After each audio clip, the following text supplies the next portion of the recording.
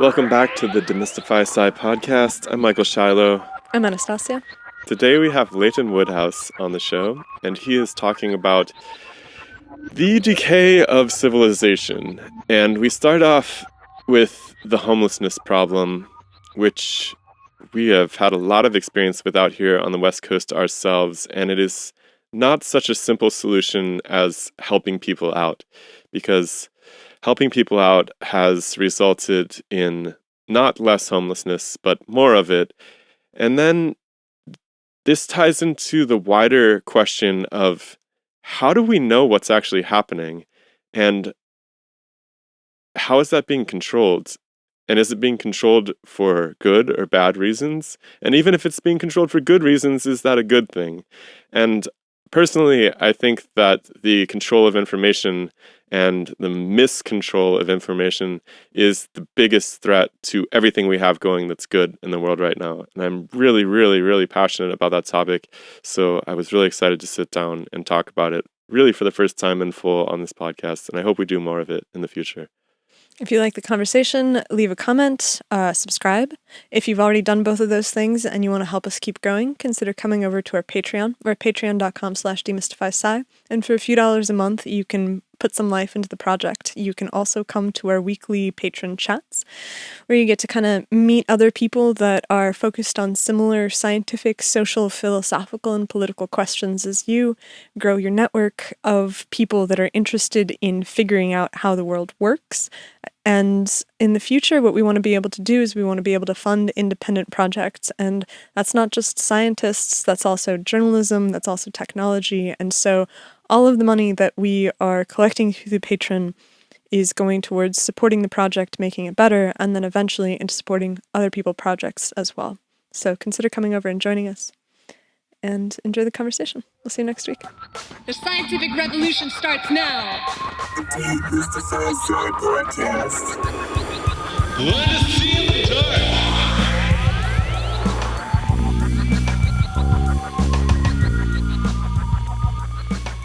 I'm a reporter and I'm a documentary filmmaker.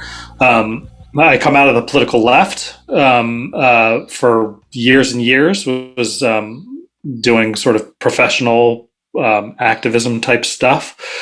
But like more and more people, I've become pretty disenchanted with the left. The left has changed a lot. We can get into that, but I'm sure people have heard it before because I'm not the only one.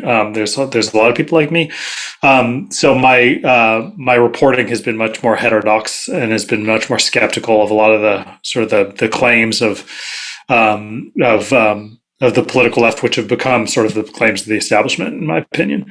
So I report a lot about drugs and crime and homelessness, in part because I'm interested in the subject in its own right, in part because I'm interested in urban social policy, and in part because I'm in the Bay Area where it feels like kind of like civilization is slowly unraveling. And so it's just, it's right in our backyard. It's an interesting thing to look at and try to understand. And then on the other end, I also, I work with Michael Schellenberger, who's a journalist that some people might have heard of. The two of us have a publication that we started together called Public, which is on Substack.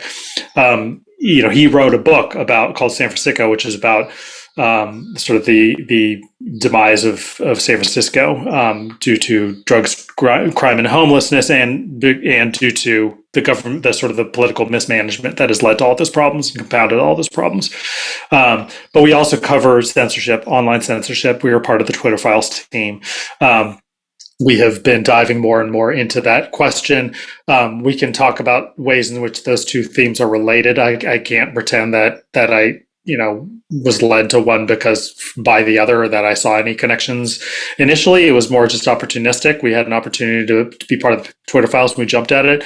But a lot of these themes, in some sort of abstract social theory ways, we've been seeing how they tie together just in terms of So to answer your initial question, the thing that drives me most, the big question that drives me, and this is where these two topic areas kind of intertwine, is that I believe that we're entering into a new form of governance in the United States, and a new form of sort of political ideology, which the censorship stuff that we cover is very deeply enmeshed in.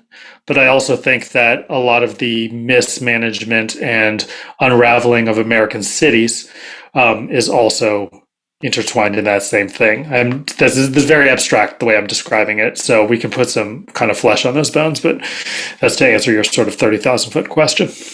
I mean, just to make it really personal, how have things changed in the Bay Area since, I mean, you grew up there, right?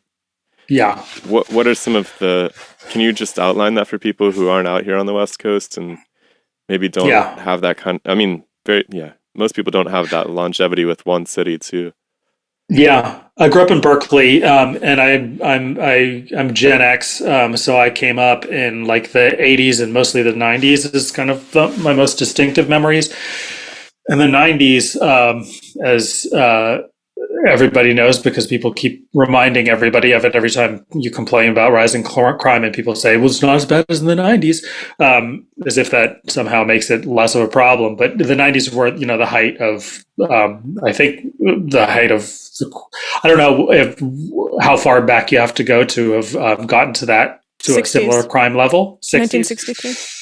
Yeah, 63. Okay, there you go. But the 90s there was a ton of violence and a ton of violent crime, and the Bay Area was not immune from it. In fact, I think it was probably, apart from cities like LA, it was probably, I'm going to speak out of school because I don't know what the statistics are, but I would imagine that it was much higher in the Bay Area than in most, even metropolitan regions. It was a very violent time. The Bay, and this was all, it's interesting because in the 90s when I grew up, a lot of it wasn't that far away from the 60s, and everybody knows what happened in the 60s in Berkeley. So there was this kind of like growing up in Berkeley, like they're coming up, like going to school in Berkeley, there were like, there were like peace signs everywhere and like doves with the twig in its mouth, and like that kind of like a lot of that hippie ethic was still around in Berkeley. That's not the case anymore. It's just much more kind of bougie now. But back then, the hippie vibe was everywhere. So you had this kind of like hippie peace love vibe, and there was that, like I think the cliche joke that I got sick of hearing was that a probably apocryphal Kurt Vonnegut graduation speech quote that was like, everybody should move to New York, or to New York for a few years, but leave before you become too hard, and then also live in San Francisco for a few years, but leave before you become too soft. Right? That was kind of the stereotype of Northern California. It was just very soft and hippie-ish and stuff. That was a pretty stark contrast with, especially if you're like a teenager, where if you're a teenage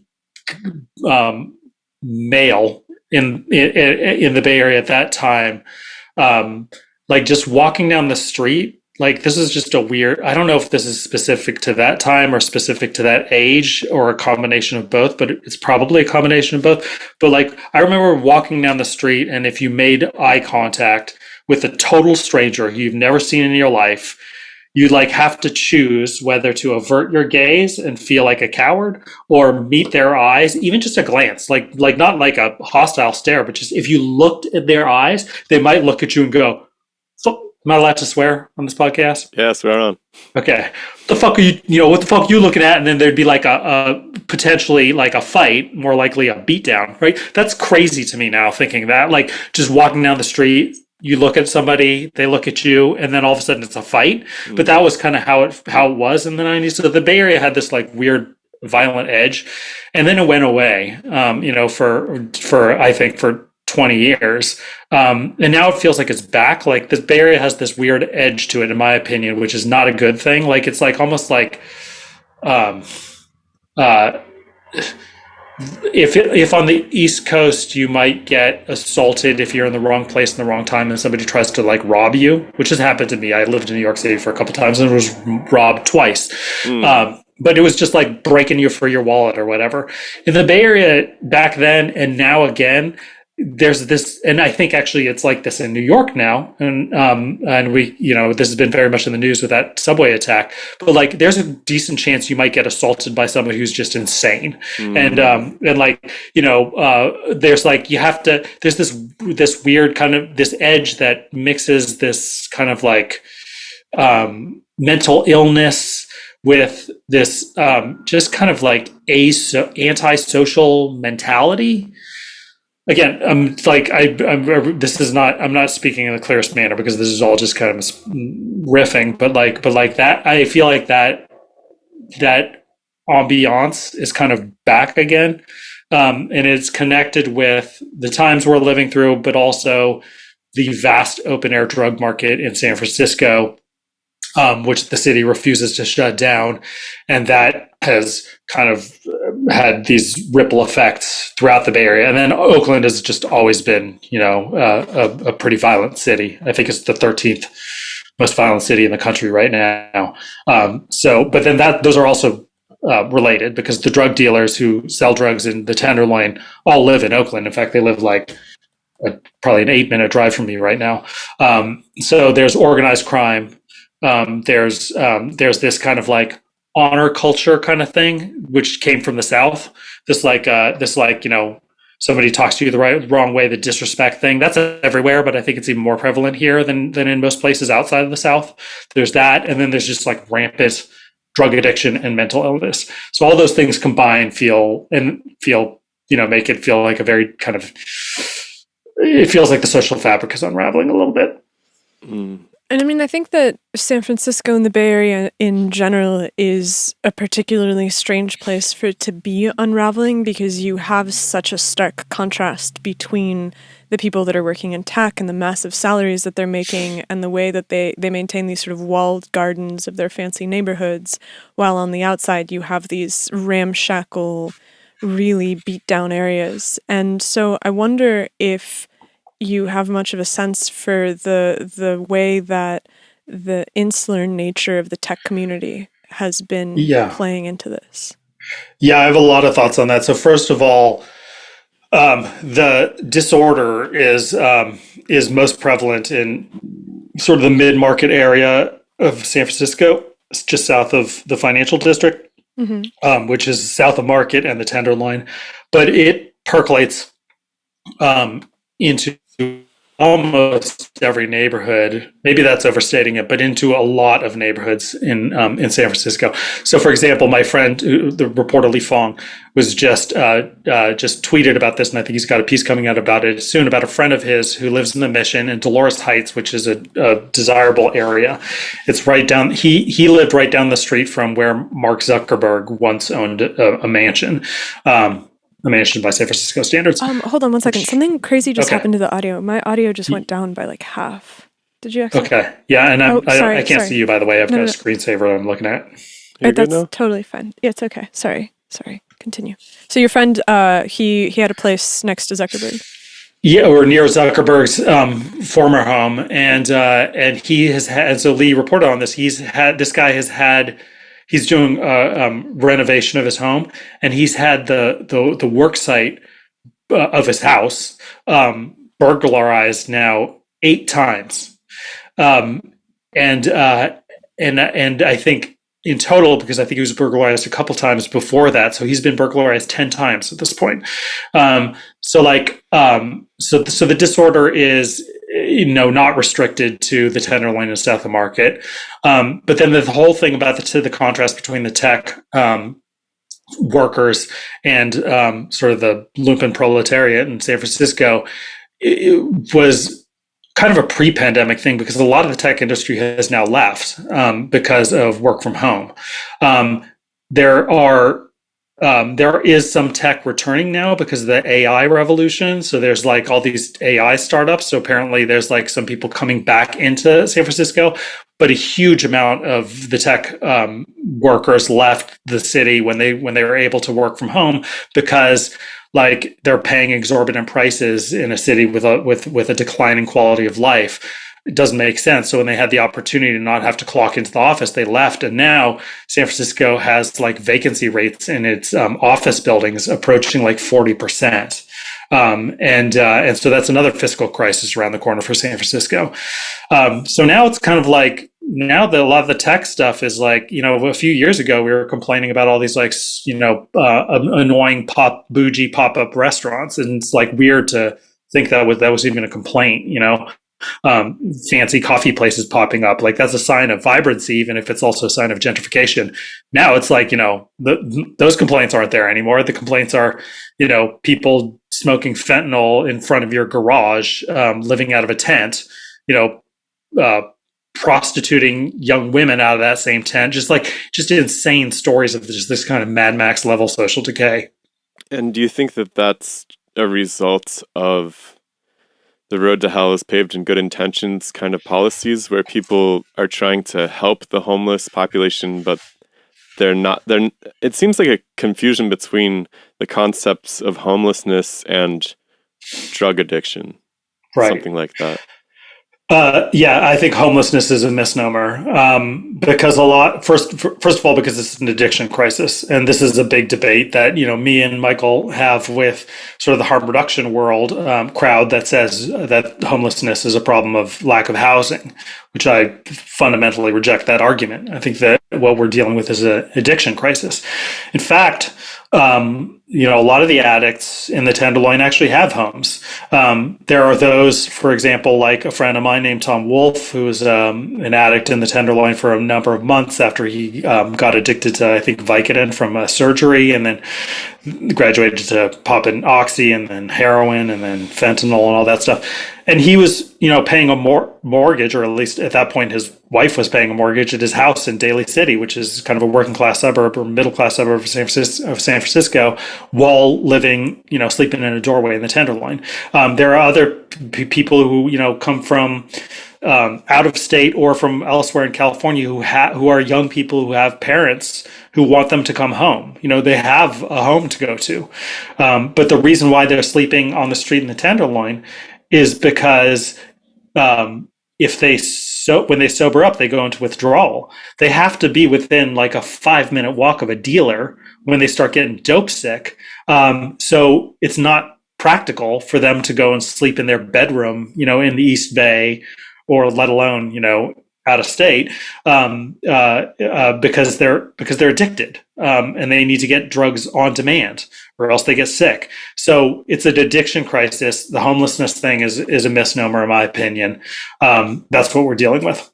But drugs have always been around, right? I mean, cocaine, heroin, meth. Like, I remember I went to school in San Diego, and El Centro, I think, was the meth capital of the country right around 2006. And so it's like, it's not like the drugs are new, but it seems like this has reached a fever pitch that wasn't there before. And it seems like it's become a magnet too, right? Like it's always been a magnet. Like kids would come to California from all over the place. That's what I was gonna say though. That might be playing into why it's such a focal point. I mean, when I lived over by the Haight, like in the inner Sunset, and there was just always a stream of kids that were tearing up the Haight and always camped out there, and none of them were from there. They were all runaways from around the country. And I guess the question I'm trying to ask is, like, this seems like a problem that's been in San Francisco for a long time. Like, I grew up there. We moved there in 97, and so my family would always go to the San Francisco Library because it was the only library in the region that had Russian language books. And so we'd go there, we'd pile in the car, we'd go to the Civic Center, we'd park there. And it was always this kind of thing of, my parents would be kind of corralling us to get from the Civic Center parking lot to the library. And there was always a sense of just, oh man, this is kind of crazy. And then we'd, go back to the suburbs or whatever, but it wasn't in the newspapers. Like, it wasn't this fever pitch of San Francisco is dying, even though it was still there. And so I wonder, what is the shift that accounts for the way that people are talking about it now versus 20 years ago? So first of all, I agree. I was also there, lived in San Francisco for about 6 years at the beginning of the century, around like 2000 to 2006. And, when Gavin Newsom was mayor, he was running on, fixing the homelessness problem, right? Gavin Newsom has built a political career for 20 years on promising to fix the homelessness problem in San Francisco and then in California. So yeah, it was there, and it was an addiction crisis then as well. So you're right that the problem has been in San Francisco for a long time. It has gotten much, much worse. And I think that's a combination of factors. So first of all, the drugs have gotten a lot worse. I mean, there's fentanyl that wasn't around then, and the meth has gotten way worse. It used to be made of pseudoephedrine, which you get from cough medicine, and then when they put import controls on that, first of all, they restricted it. If you go to the drugstore to get that stuff, you have to give them your phone number and address and name and show your ID and stuff. But also, they put import controls on it, which were actually effective. And so then this Mexican chemist came up with a method, or actually resurfaced an old method of making meth, which didn't involve using pseudoephedrine, and which makes the meth much stronger, I believe more addictive, and then also darker. Like, meth used to be a party drug, right? You'd do it with your friends and you'd go clubbing or whatever. You'd stay up all night chatting and stuff, kind of like cocaine. Now you do it, like a lot of people just do it by themselves. So it becomes this very a less social drug and an antisocial drug, because it literally drives you psychotic. So this new P2P method of making meth has the side effect of driving people into psychosis and potentially into permanent schizophrenia. So the drugs are way worse. And then also just the social policy of San Francisco. I mean, this stuff aggregates over time, but people come to San Francisco now. I think 20 years ago, young people would come to San Francisco because it had this kind of it's like this, I don't know, it had a reputation, right? There's the California dream. People from the East Coast would just speak in these rhapsodic terms about California that me, as somebody who grew up in California, never really understood that appeal. But now people come because it's incredibly easy to get drugs, and the police will never arrest you. I mean, that's why people, if you're addicted to drugs and you live in Arkansas or St. Louis, there's every reason to take a Greyhound bus and relocate to San Francisco. You can get drugs much more easily. You do not have to deal with being hassled by the police. You can get 3 hot meals a day. You can camp wherever you want to. It's a place to go and be addicted to drugs. So there's been this magnetic pull that has just compounded the crisis. And to answer your earlier question about this being sort of the road to hell paved by good intentions, I would say yes and no, in the sense that it's on the surface. Yes, I would say that there's all these social policies in San Francisco which are enacted in the name of compassion, which have compounded the problem. But I've become deeply skeptical that that compassion is really the driving motivation. I do believe that the people who are in that industry, sort of the homelessness industrial complex, believe that they are motivated by compassion, and they see themselves as these kind of heroic figures who are, very Jesus-like, dealing with a most destitute population that nobody wants to deal with, and kind of see their lives in those terms. But I think that it has become an industry like any other industry. You have this the homelessness services industry in San Francisco is a $1 billion industry, annually, in terms of annual expenditures, or at least that's how much San Francisco is spending, close to that much after they passed Prop C a number of years ago, which taxed huge corporations to put more money into this sector. And like any other sector, if you have a direct services organization, you have a payroll, you have rent, you have office expenses, you have very mundane considerations, and it becomes, if you've ever worked for an NGO, you know that you spend half the time worrying about fulfilling your mission, and the other half of the time worrying about next year's budget, where the contracts are going to come from, or the donations are going to come from, or however you fund your nonprofit. They're just constantly worrying about how you're going to beat next year's payroll. And it's so the same thing with the scientific industrial complex too. Right, academically, right. I mean, it's everybody realizes that who's working in it as well. Right, it's the exact same dynamic. So where scientists will just do the same experiment year in, year out, tweaking one variable each time because they know they can get, an NSF grant by doing so. By the same measure, it's like what it does is it's not that like the people who run these organizations are sitting around like rubbing their hands together and trying to, become rich and buy $1 million mansion. It's not like that. It's like what it does is the concern with meeting your bottom line needs, the mundane bottom line needs of your organization, leads you to sort of adopt certain ideologies which don't challenge that bottom line. It makes it easier to believe, to adopt a certain set of beliefs about what works and what doesn't, and easier to reject any argument that might threaten to make your organization's life quite complicated. So specifically what I mean is this harm reduction ideology, which says that we should not sweep tent encampments. We should not coerce or even pressure people to go into treatment. We shouldn't arrest drug dealers. Like all this stuff, which is basically like we should have more of the status quo, and eventually, somehow if you Narcan enough people, then all of the addicts are eventually gonna like wake up and decide to get clean, or just build more housing, and then people will move into those housing and into those houses and somehow stop using drugs. I guess I don't like the philosophy is totally incoherent. Well, let's make hold on. I want to hear a steelman of that perspective.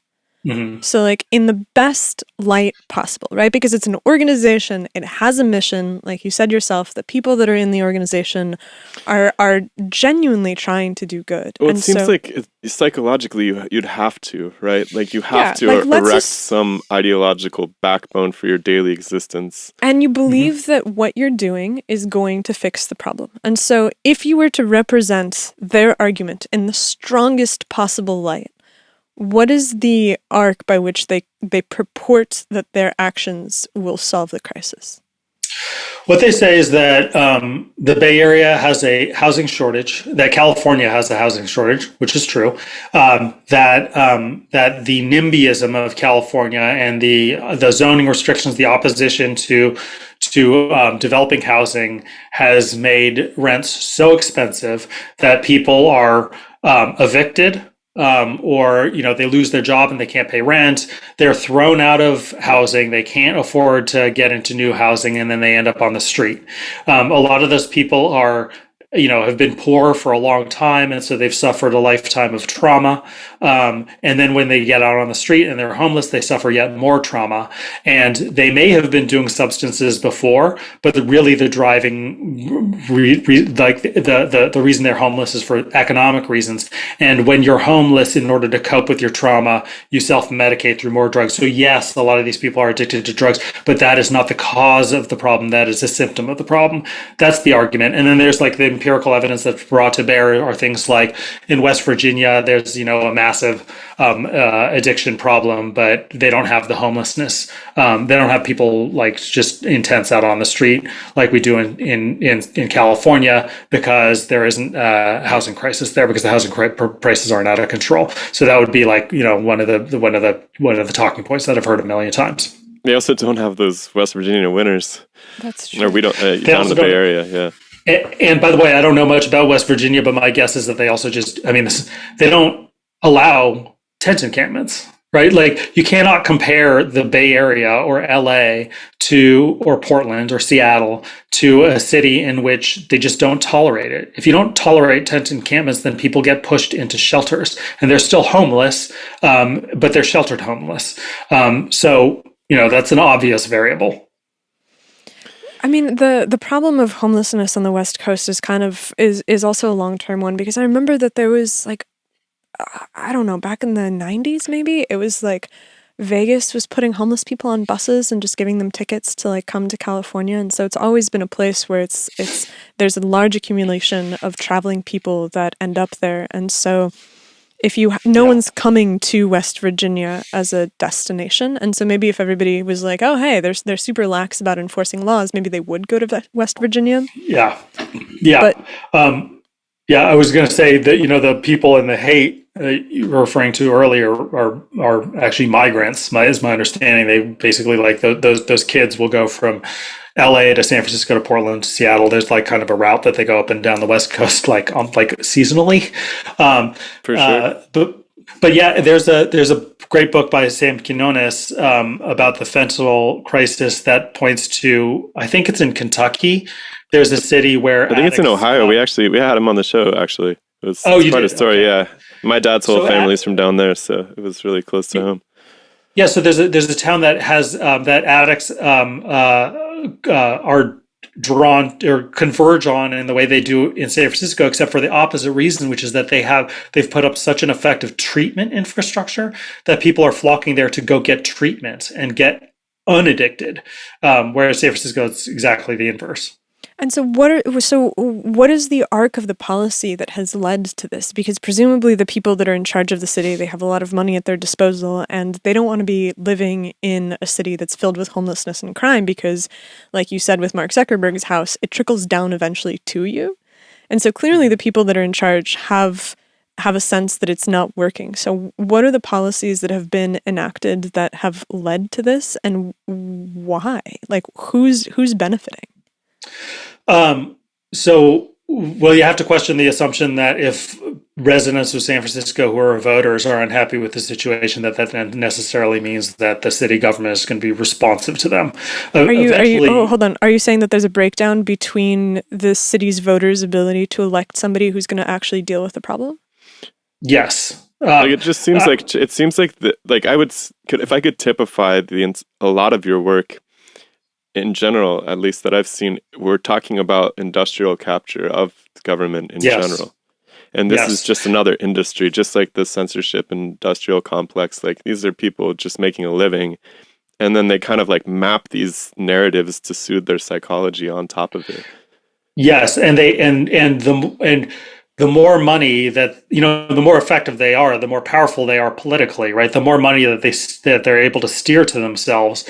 A lot of this, it builds up their political capital. They are a very, powerful political force in San Francisco. So while your average voter is unsatisfied with the situation, your average voter isn't particularly well organized. That's changing now in San Francisco. There are these sort of grassroots organizations which are more centrist in their political orientation that are organizing around doing something around this. So I do think that there is going to be a voter backlash, which will have, it's already happening. That there's been a political efficacy and consequences to voter dissatisfaction, but the force that's pushing the other way is that sort of thick dermis of homeless services and activist organizations that have a huge amount of clout in City Hall. And I think that this starts to kind of tie into the Twitter files a little bit, because you said that you didn't expect to find a connection, but that you did eventually, where I can kind of code what happened during the COVID pandemic as being an over-harnessing of people's desire to care for others. Mm-hmm. Where the largest and strongest narrative was that you have to do lockdowns, everyone across the board, no matter what their health status, has to get vaccinated. And the reason for that is because what you're going to do is you're going to protect others and you're going to show that you care for them. It's a compassion-based narrative. And it's compassion-based marketing, job. Yeah, hard to argue with that. And so it seems like the same thing that drove the social dynamics around COVID is also driving the social dynamics around homelessness. Because we lived in Portland for a while and it was the same sort of thing. Like everybody in the city is really unhappy with the fact that there's a lot of violence, there's a lot of drug use, there's a lot of just destitution. But no one wants to be the heartless person who's like, well, we have to get rid of it.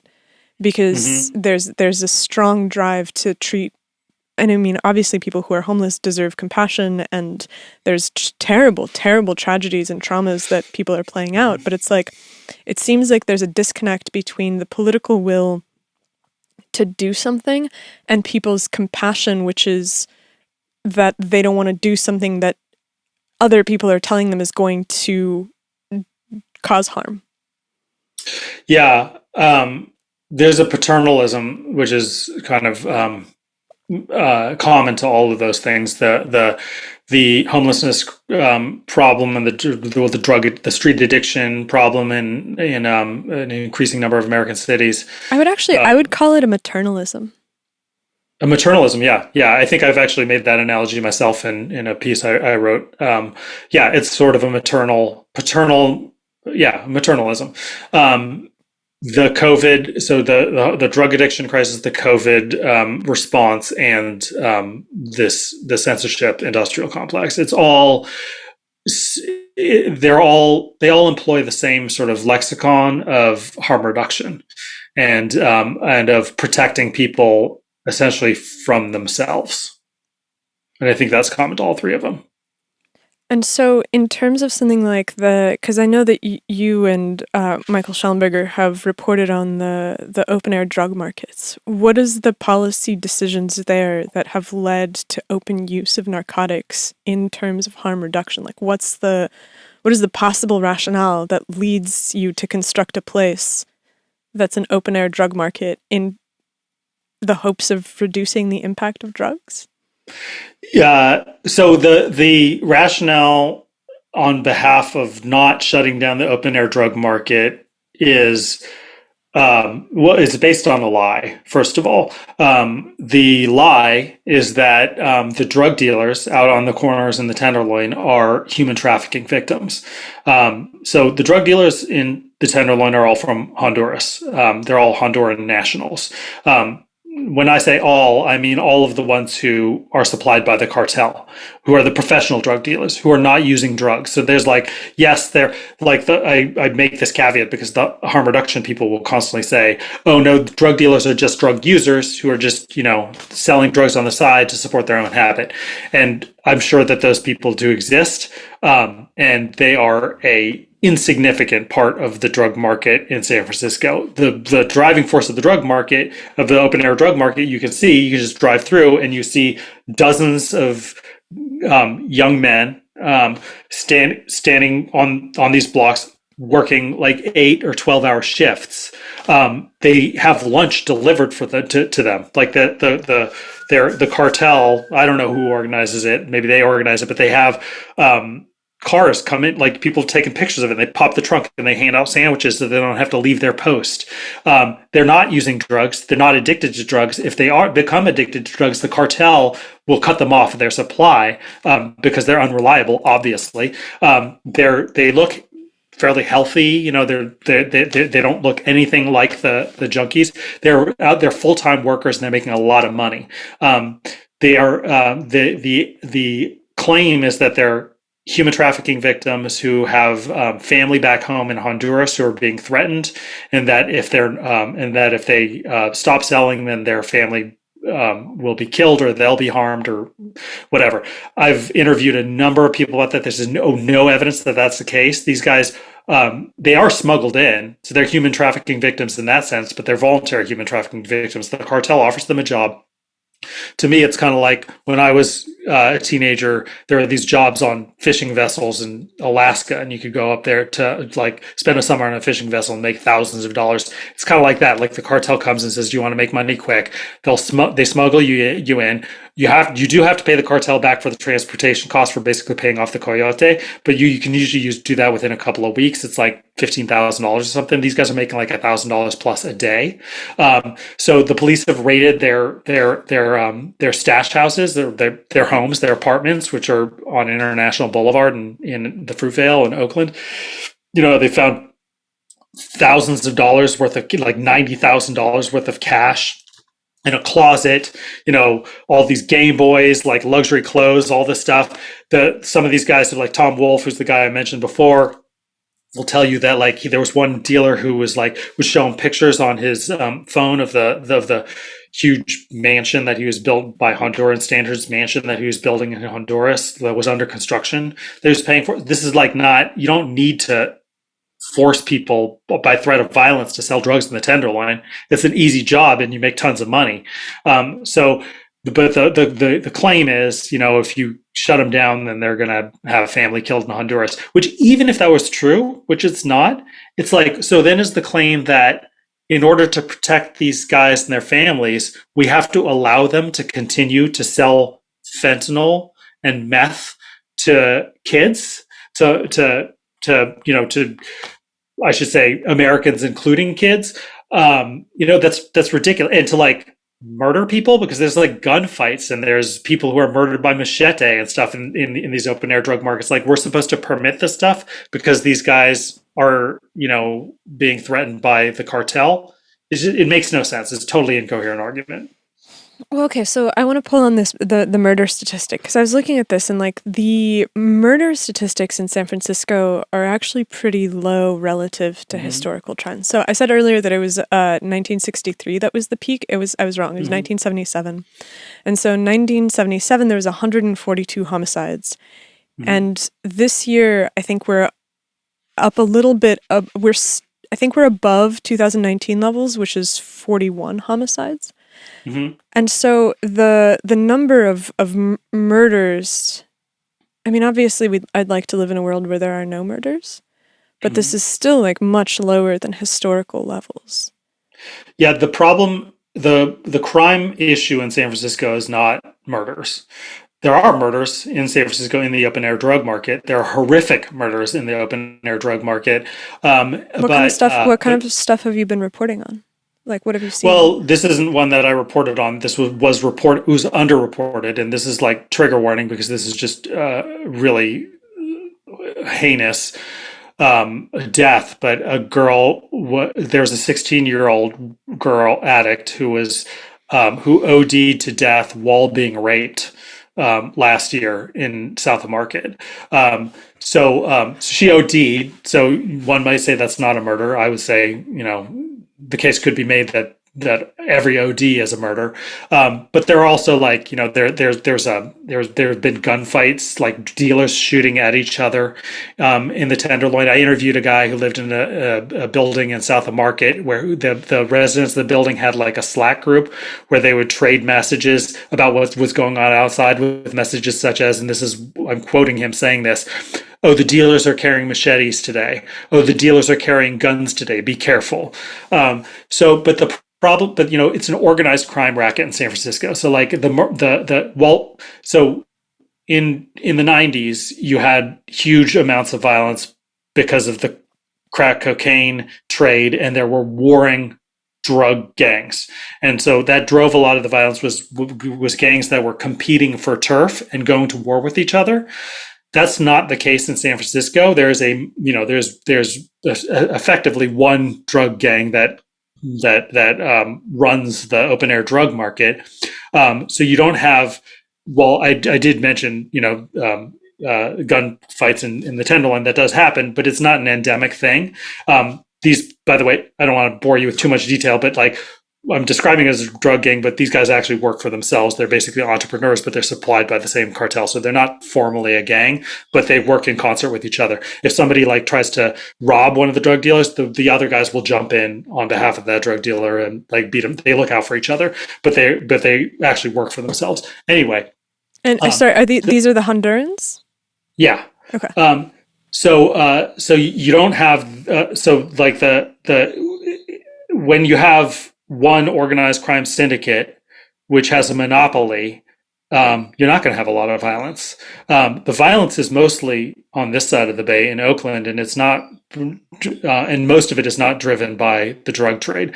So, like when people talk about San Francisco's low level of violence, first of all, there's reasons for that. Second of all, it's kind of an unfair comparison when you compare it to like New York or Chicago, because on the East Coast or in the Midwest, the entire Bay Area would be one city. But just this is how it works in California. The Bay Area has multiple counties and dozens of cities. So but it's one metro area. And just like in New York, the murder rate in Manhattan is going to be much lower than in the South Bronx.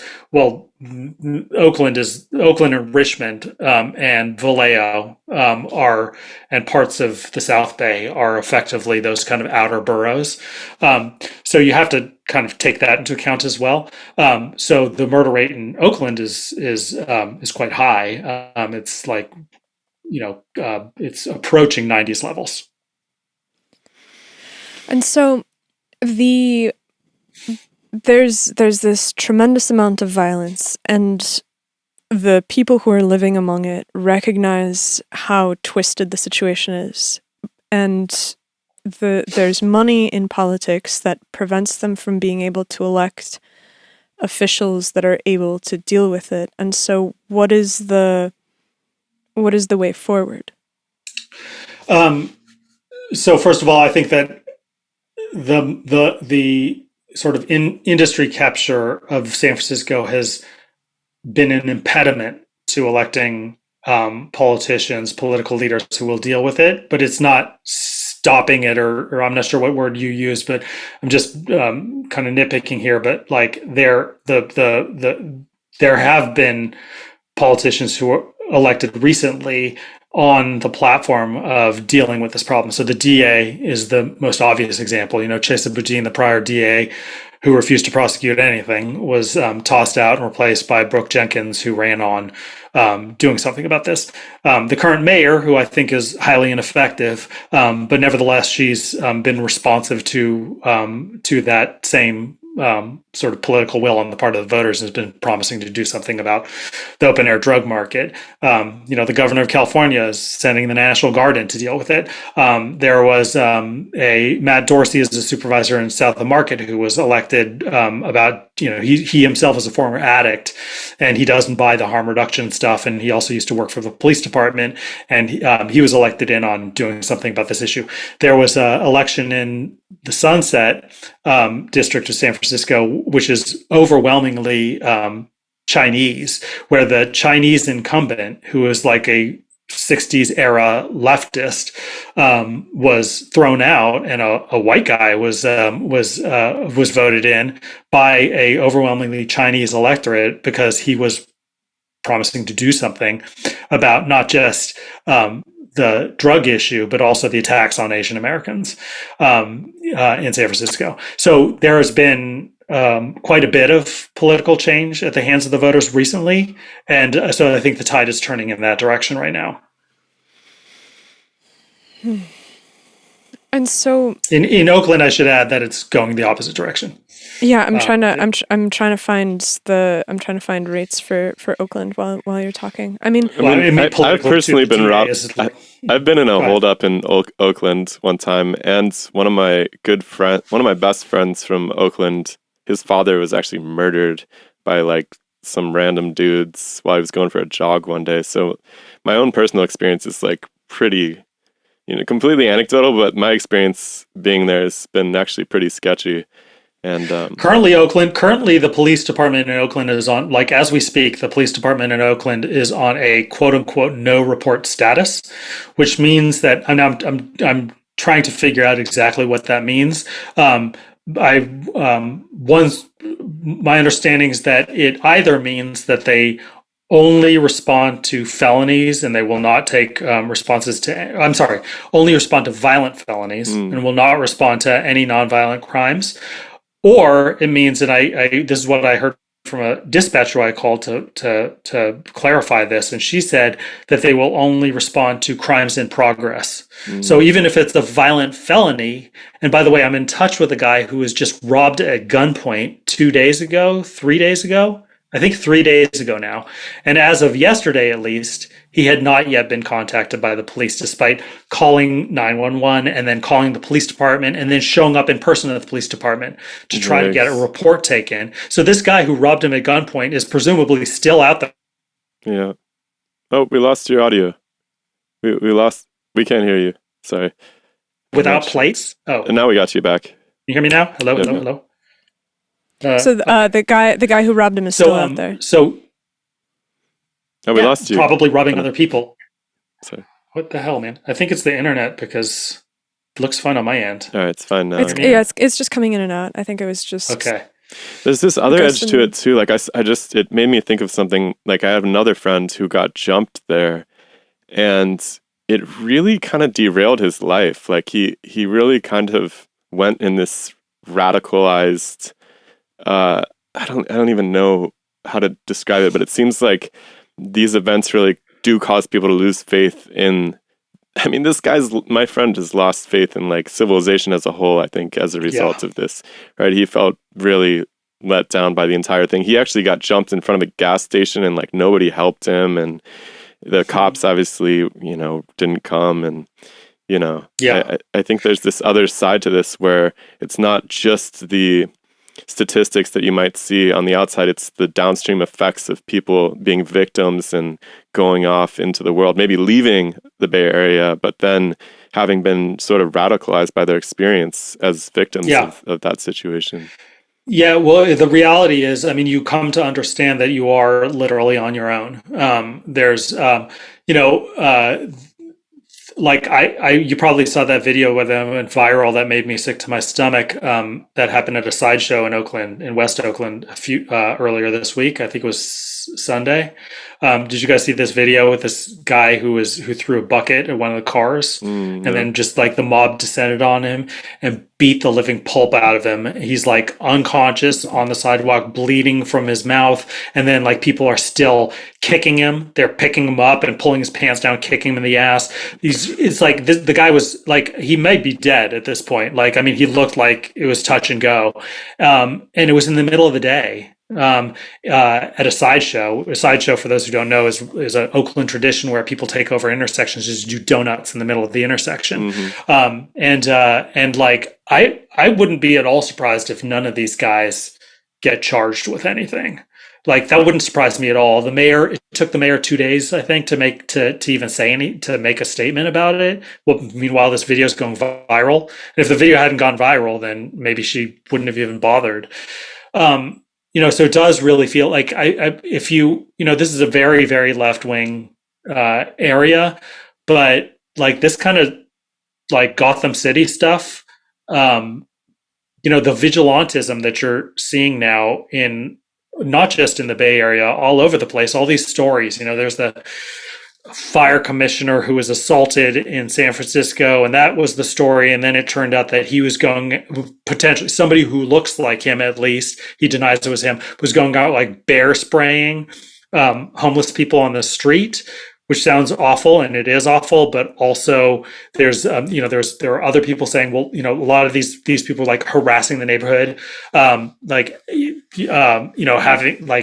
threatening neighbors. So like, there's this kind of vigilantism has started to emerge in the Bay Area, and then this stuff that we saw on the subway in New York is another example of the same thing. I'm not condoning any of that stuff. In fact, I think vigilantism is a bad thing, but it's also an inevitable thing when people feel like, the police are not going to, they're just not going to respond. If your house is robbed, the police just aren't.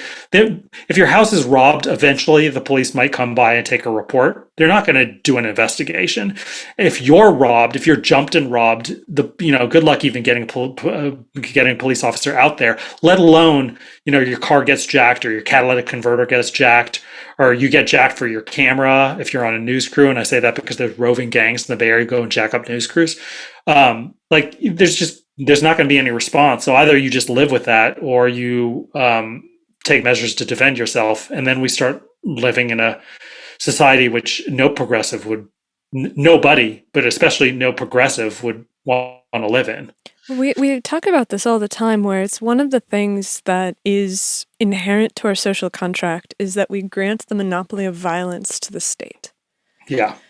which is that when bad stuff happens, we have abdicated our responsibility for handling it in order to prevent, blood feuds and whatever else for rolling out across the landscape. And we're like, okay, we're going to outsource this to the state because the state has the capabilities, it has the will, it has the objectivity that is necessary in order to keep us safe in return for the taxes that we pay, in return for the fact that we do productive work for the society, whatever. In return for not having to have every single citizen carrying a gun at all times. Yeah, exactly. Right. And so it seems like when people talk about the fabric of civilization unraveling in San Francisco, what they're really talking about is the fact that this monopoly of violence in the hands of the state is starting to unravel, because now there isn't someone that you can call whose job it is to keep you safe. Right. And like what happened with my friend, right? As soon as that happened, right, the guy just starts loading up on guns. Like that's, yeah, of course. Yeah. That's kind of what happens. Yeah. I don't want to sound pedantic, but this happens to be a sort of a hobby horse of mine, is that the phrase monopoly of violence is actually from, and technically what he says is a monopoly on legitimate violence, because you can't monopolize violence. Obviously, people can go and punch somebody on the street. The state can't do anything about it, but that violence is considered illegitimate. So the state has a monopoly on the legitimate use of physical force, and that is unraveling as well. I mean, if the police aren't going to enforce social order, this is the long running beef that I've had with the defund people. There's this sort of fantasy that if you dismantle the police, that and put this stuff in the hands of social workers, that the violent attacks are going to somehow wane. When in fact, what happens is, like, if the state doesn't exercise the legitimate use of force, then other actors come in to fill that void. I mean, this is the story of pre-Taliban Afghanistan, where you had essentially anarchy, which led to warlordism, which led to the Taliban, because the Taliban, as much as horrific and dictatorial as they were, provided order and provided the semblance of a state and took it out of the hands of these warlords. You reverse that, you have a dismantling state, and you also have warlordism comes in to fill the gaps. I'm not saying that that's where we are in any American city at this point, but like that's what happens. It's not that, it's almost like the law of thermodynamics, where energy is not going to diminish, and I don't know if I'm getting that right. But energy is not diminish volume; it's just going to be shifted out into other arenas, and that's what social disorder looks like. So if the state's not enforcing it, somebody else will. 100%. And there's a lot of stuff that I've read, and it kind of is in the background here. So we live on the border between Northern California and Southern Oregon, and there's this lore of huge pot farms that are being run by gangs in the woods. And I don't know that that's the case, but it's such a pervasive story among people that I feel like there's a space that most of us operate within, which is that you spend your life surrounded by people that are fundamentally decent and they've bought into the system. You go to work, you go to the stores, you spend all of your days interacting with people that maintain the social contract of, this is how we're going to act, this is what we're going to do. We basically all have this agreement. And yet, underneath that, there's like you see these social graphs of connection on Twitter, and you're like, oh, all these people are liberal and they're all connected. All these people are on the right and they're connected, and there's no communication between them. And I feel like there's a shadow world that operates underneath the radar that when you're talking about what's happening in San Francisco, it's the sort of the eruption of the shadow world into the visible.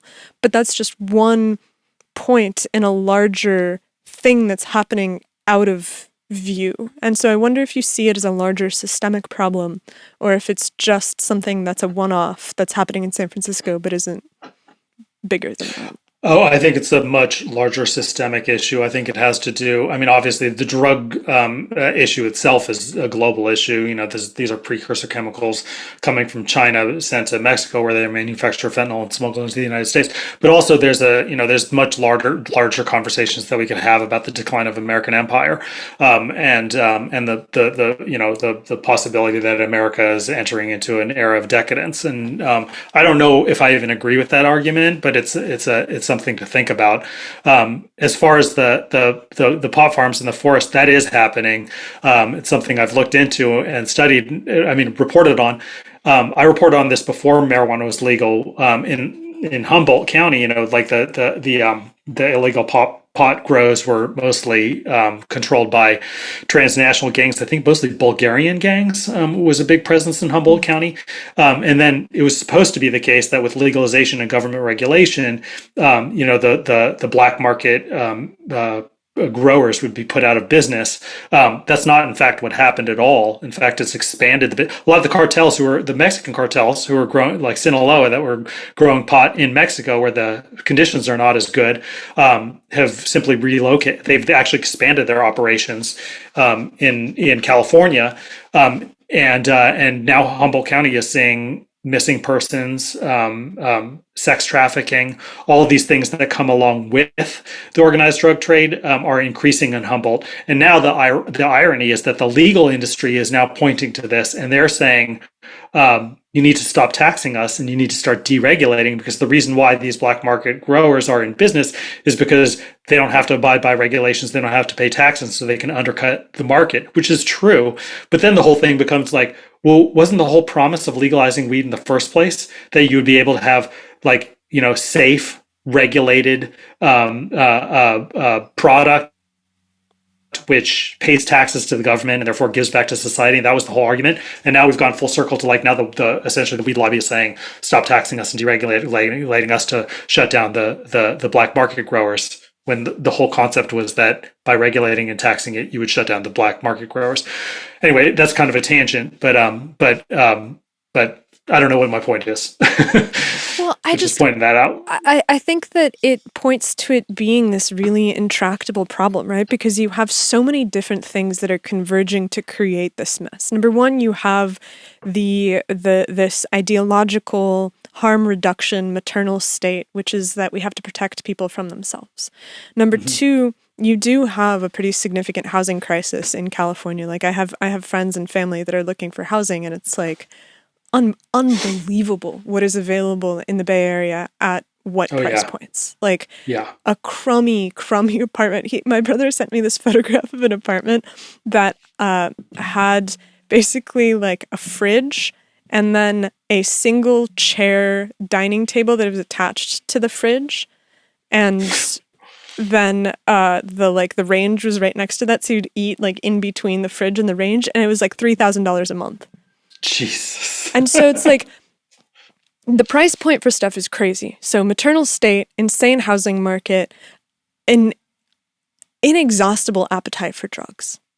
Mm-hmm. Like people love taking drugs. Like this is just a fundamental thing that people love to do. So you're not going to be able to get rid of it because... Well, the drugs are getting more tasty too. The drugs are getting more tasty. And they're not the same. They're not like the Haight-Ashbury drugs, right? These aren't like drugs that make you see God or something, right? Yeah, well, I mean, it's also like the fact that, you think about the ditchweed of the 70s and the THC content of it versus the 99% THC dab or shatter, something that somebody's smoking now. And it's not the same substance. It's a pharmaceutical grade obliteration device. Yeah, exactly. It's turned into a hard drug. And so then you have the fact that these cartels are operating with impunity because there's not enough, because the maternal state is defunding police for various good reasons, because the police, God, our police department here, we drove past, they were like demonstrating their armored truck. It's a town of 20,000 people. Why do they need it was a military vehicle. And so there's all these forces that are playing on each other to create the crisis. And it just seems that I see the root of it being that people are living lives that they don't really like and they want to escape from. And so it is powering this massive machine of human misery. And so how do you... While the government is clamping down, and this gets into the censorship thing, right? Where it's like, if you can actually talk about things and start to understand cause and effect and understand the forces that are pressing on you from all sides, then you can make a plan for getting out from under them. But we have all these things pressing on us, and at the same time, we also have the inability to actually figure out what is going on, because you can't trust statistics, you can't trust government advisories, you can't trust industry, you can't trust scientific studies. Like, There's a few states, right? Example states that have made serious progress on homelessness, from what I understand. Which states are those? I'm just thinking of like the Netherlands. Oh, right. I thought you were going to say Houston because there's a big New York Times article about it, which I don't actually buy. Although I can't speak on it I haven't reported on it, so I can't speak on it with a lot of authority. But yeah, in a lot of these European countries, what Michael and I have advocated for San Francisco is just the Nordic model. It's what they do in a lot of European countries, like Amsterdam, where they don't tolerate open air drug dealing. They don't tolerate tent encampments. They do push people into recovery. Portugal is another example that it's weird. Portugal, everybody points to Portugal, like the harm reduction people point to Portugal and say that they want the Portugal model because it's based on decriminalization. But Portugal doesn't do it at all what San Francisco does. Portugal does not tolerate open drug use. Portugal doesn't even tolerate drug use. Like, they don't criminalize it. They're not going to throw you in prison for it, but they are going to push you into recovery. And that's happening also in Alberta, Canada, which is, and the opposite is happening in British Columbia. So that we've got kind of two test cases in Canada to compare. But yeah, there are very straightforward, evidence-based things that you can do to deal with addiction. But it's not what's happening in San Francisco or Portland or Seattle. I mean, it's kind of ironic because those two places have long been Portugal and the Netherlands. Those have long been the places where you could buy drugs or you could do drugs and not end up in prison, essentially. Yeah. But that they would have, I guess it makes sense that they would have had the longest time to experiment with, the fallout from that and how to work around it. Yeah, it's ironic because right now Amsterdam is so there was a proposal from this state assembly member in San Francisco a couple of months ago to start legalizing pot cafes in San Francisco as a I guess a response to the kind of the bottom falling out of San Francisco's economy, and at the same time, Amsterdam is trying to clamp down on its pot cafes and restrict its stop allowing people to smoke cannabis on the street, restrict the hours of which these cafes can operate, because the cafes have been a gateway to, first of all, it's drug tourism, and when you bring in drug tourists, they don't stop with cannabis, nor do they stop with drugs. They also want prostitutes, and that's also legal and regulated in Amsterdam. But it leads to it's like basically like a kind of a hedonistic criminal tourist destination, and that leads to all kinds of problems. But the pot cafes are leading to more hard drug use, and the hard drug use is leading to organized crime operations, drug dealing operations on the street. That leads to violent crime. It's also leading, I believe, to increased homelessness and all these other problems that come from the pot cafes. Or like, at least that's one vector that's aggravating this stuff. And so Amsterdam is going the opposite direction, while San Francisco is saying, "Hey, let's do what Amsterdam did, and, double down on the stuff." Yeah, tourism. Tourists don't really take care of places anyways. I think that's a huge problem, regardless of what brand of tourism you operate in. Yeah. Go ahead. I really want to make sure we have time to talk about the Twitter files. Yeah, that's what I was going to go to. I'm most interested. Do you mind if I use the bathroom really quickly though before we do that? Do you mind waiting for just a second? I'm sorry. What has been the most surprising thing that you've come across while you've been reporting? Like, what is the thing that you came across and you're like, I cannot believe that nobody knows about this? Well, two things: the Twitter files and this architecture of power and control that we're uncovering is shocking. And the other thing is sex trafficking of minors, which is something that we reported on. Like, you talk about, like, and that was again in San Francisco.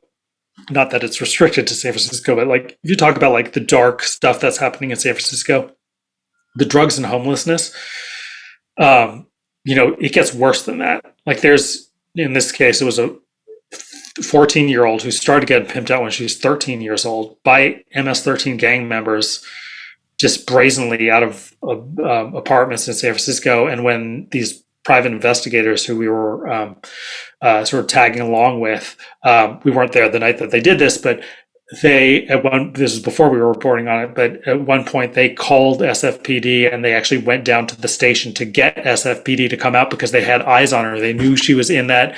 They knew exactly where she was, and they called SFPD to come and extricate her from being sex trafficked. And SFPD told them they were too busy and didn't send anybody even after they went down to the precinct.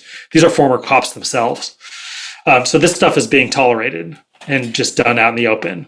But okay, so the thing about it being tolerated and being out in the open is that it doesn't make sense to me. Is it like a lack of resources on the part of the police department? Is it a reaction to, because I feel like I kind of have a model for societies that's almost like biological and like immune based, where if you have something that the tide turns against police departments, there is a tendency to view police as being on the whole more negative than positive. Then the police department is then kind of just like, all right, we'll show you what it's like without us.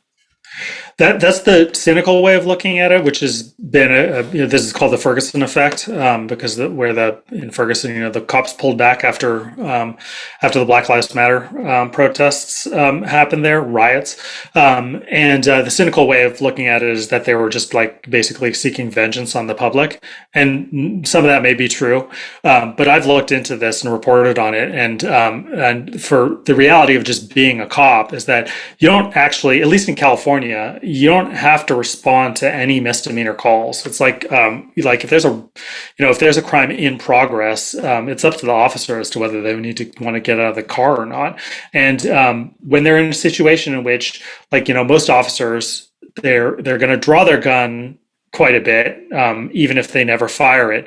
But if they do have to, if they put themselves into a situation, or they're in a situation where they're trying to deal with a crime in progress, and they shoot somebody, there's going to be an investigation, as there should be. And if it's an inappropriate, unjustified shooting or killing, then they could, it used to be the case that they could lose their badge and never work in a police department again. And that's also appropriate. But now, increasingly, there's calls for these officers to be charged with murder, in some cases for shootings which are quite obviously justified. But if you're a cop, setting aside the question of whether it's justified or not, if you're a cop and you make a mistake, just like doctors surgeons make mistake, and they might kill somebody by making a mistake, and they can be sued for malpractice, they might lose their medical license, but they're not going to be thrown into prison. And if you're a cop and you're facing a reality where if you are in a situation where you have to shoot somebody, you might actually end up on trial and put in prison. Two things are going to happen. First of all, you're just going to avoid being put in those situations. And what that means is no proactive policing. Don't pull anybody over. Don't respond to crimes in progress if you don't have to. Just patrol. Just drive around in your car and try to get out as little as possible, which means criminals are able to just get away with crimes. The second thing that happens is you just switch to a department where, in a city where there's a low crime rate, and that's happening everywhere. This is the big irony of Black Lives Matter, is that the calls for equality in terms of police treatment of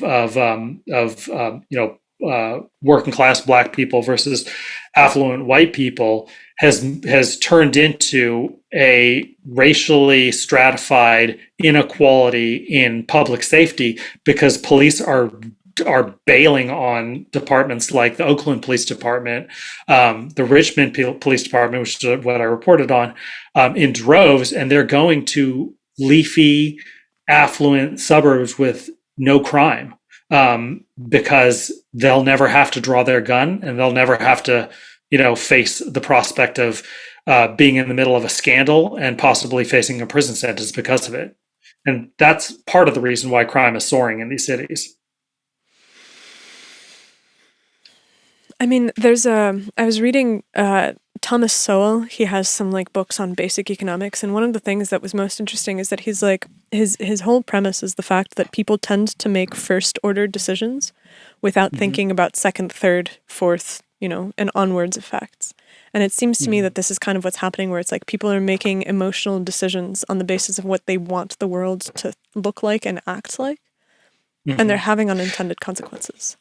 Yeah, I think it's even deeper than that, though, in the sense that like I feel like there's a tendency and a pattern within these calls from the activist left, which are nihilistic. Like there's this, the left that I came into was sort of the New Deal left, the left that believed in equality and opportunity for everybody through essentially government action, through programs that create those opportunities. Now the calls from the activist left tend to just be about tearing things down. It's just like this, that, or the other thing are evil and need to be destroyed. And then with the defund the police thing in particular, a lot of people have had these conversations with people who are advocating for this stuff, where you start to interrogate, well, okay, what happens, right? What happens if you don't have police? What happens to rapists? What happens to murderers? What happens to, cartel drug dealers? And then there's answers to that, right? Well, we're going to respond to, these incredibly dangerous calls with social workers, and nobody's ever asked the social workers if they're comfortable being put in these situations. But there's these sort of like these ad hoc answers to these things, but you can tell that these are like just completely duct taped together and put together with, just stuck together. They're clearly afterthoughts. The main thing is that we want to defund the police. And then what are we going to do then? I don't know. We could try this, we could try that, but it's just all about tearing things down and not about building anything up. And I think that's not just a thing of good intentions. There's something, I haven't figured it out, but there's some sort of reward structure and incentive structure for professional activists, which for some reason rewards these very nihilistic ideologies. Okay, well, so this, I think, links us to the Twitter files, because we know that there is top-down state control of narratives when it comes to something like COVID, but surely there's also plenty of external states that are attempting to manipulate what's happening inside of the United States to rip the country apart at the seams. You mean like foreign powers, foreign nations? Yeah. I don't know if that's the case. I mean, we don't obviously Russia, had some sort of operation to not only influence the 2016 election and the 2020 election, but also to just kind of sow division. But I don't see any evidence that was efficacious at all, or that it was even particularly serious.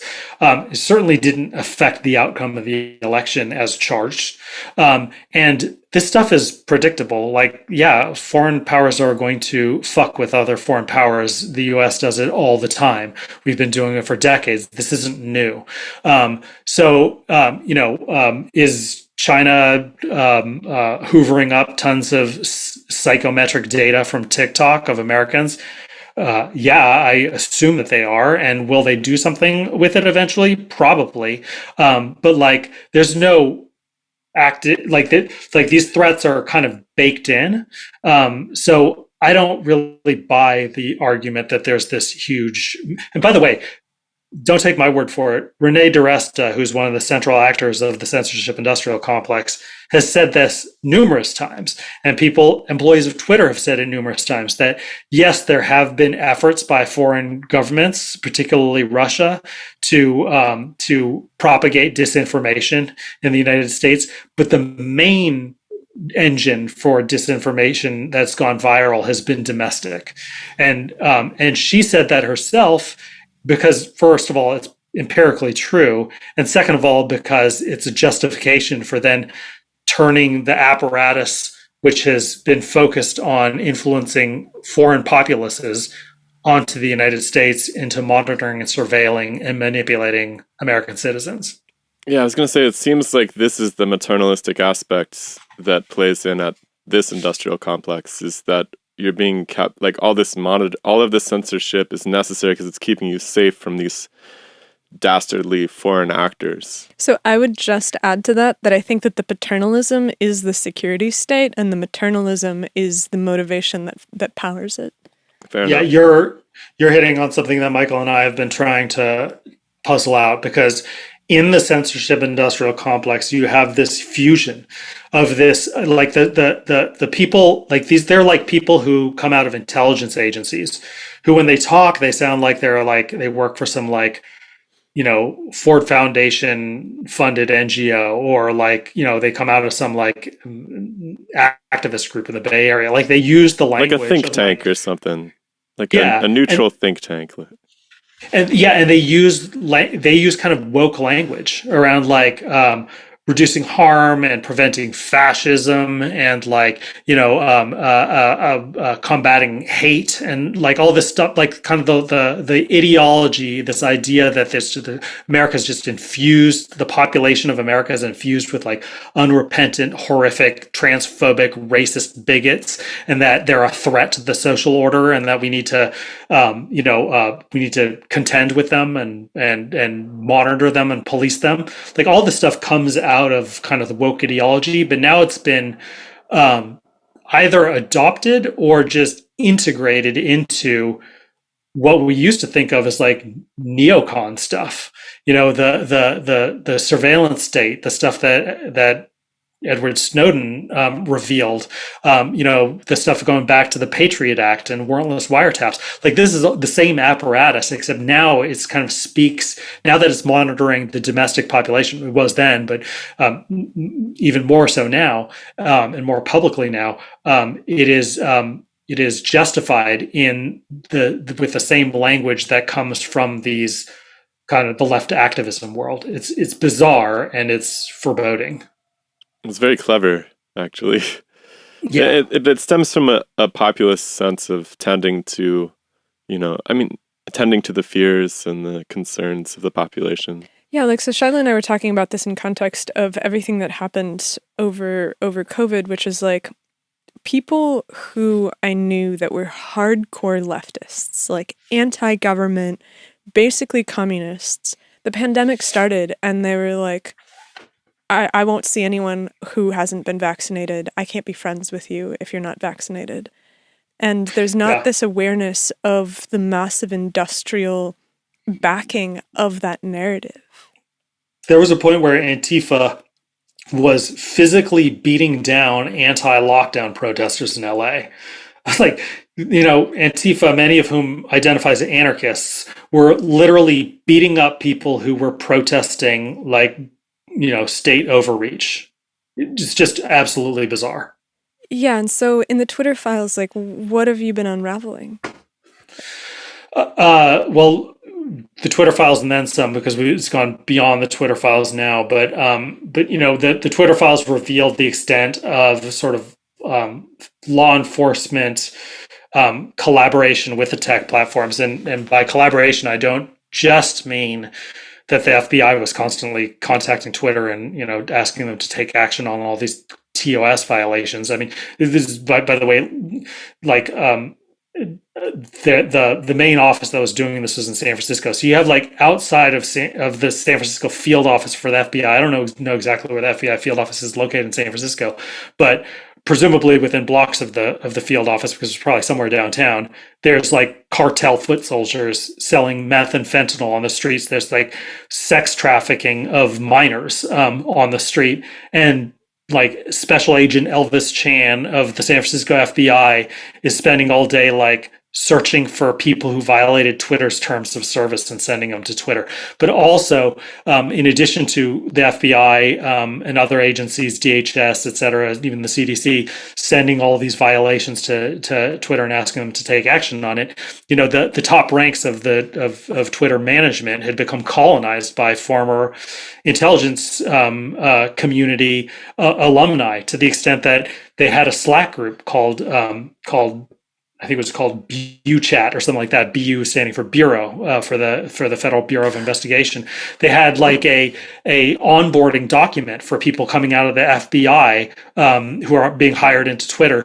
You know, the deputy chief counsel of Twitter was the former deputy counsel for the FBI.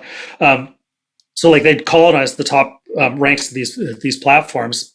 So they were like, you know, all but kind of running these tech platforms. So that was the degree of integration between the two. You know, since then we've seen that this stuff is also global in reach. We've been just reporting recently about all these new laws that are being passed. I mean, people have seen what happened in Canada around the Freedom Convoy, or whatever it was called. But like recently, they passed an even more draconian bill, which basically allows the government to monitor what's published on the internet and what's promoted on the internet. There's this draconian anti-hate speech law that's being passed in Ireland. This stuff is happening all over the world. This is a global issue. So anyway, I've gone on long enough. You can ask another question. I can't remember what the original question was. Well, okay, so there's a global issue. There's laws that are clamping down to what's happening on the internet. Is there a goal? A goal of what, of all the censorship? Yeah. Yeah. So I wrote about this recently. So my view of it is that so Public is the name of our publication, and it was named after this book, Revolt of the Public, by Martin Gurry, who ironically is a former CIA analyst himself. But he wrote this book, which is a brilliant book, about how, so in the 20th century, you had sort of if you've read Noam Chomsky's book, Manufacturing Consent, or watched the documentary, that's sort of like the old model for government control of the public discourse, was through sort of leaning on well-placed editors and reporters, and having sort of an integrated state media apparatus at the elite level, and by having that sort of structure of power, the government was able to keep within reasonable reins what was published by the media, by the corporate media. That was back when the corporate media had essentially kind of a monopolistic control over the social discourse. If ABC, NBC, CBS, the New York Times, Washington Post, LA Times, etc., we're all on the same page on an issue, we're not kind of dissenting too far from the party line, that would essentially shape the public discourse.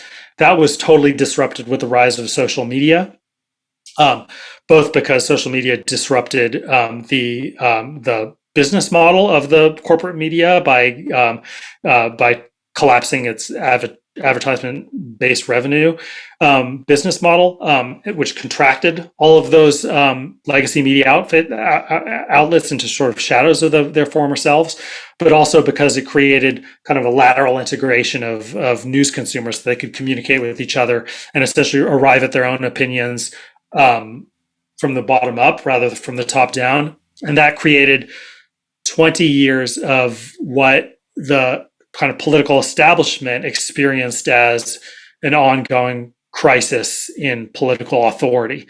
In a very real, meaningful way, politicians do not have as much power as they used to have. To a large extent, they are kind of followers of the crowd on online, sort of online movements. They kind of follow them and then champion them in Congress. They become kind of influencers themselves rather than actual like brokers of real power. And we have like absolute, seemingly a permanent logjam in Congress. So meaningful legislation doesn't even get passed, or gets passed maybe once every, 5 years. There's a real meaningful bill that's turned into law. But so that's kind of the status quo. And I believe that the censorship industrial complex is sort of a revolt of the elite, where the elite have reconfigured their ability to be able to control and shape the public discourse by focusing on the distribution side rather than the news production side. So while they still can't control what the news media is producing, both because it's not worth it, because the news media, the legacy media, doesn't have the authority and the power that it once did, and because anybody can essentially produce content. What they can control is your visibility into it. So they've erected new gatekeepers in the form of these tech executives to replace the old gatekeepers who were, your editors and reporters at the New York Times and producers at the major TV news outlets. So I think that they're erecting that kind of this new apparatus of power to be able to shape and control the public discourse. That's the end goal. Is there a way back from that?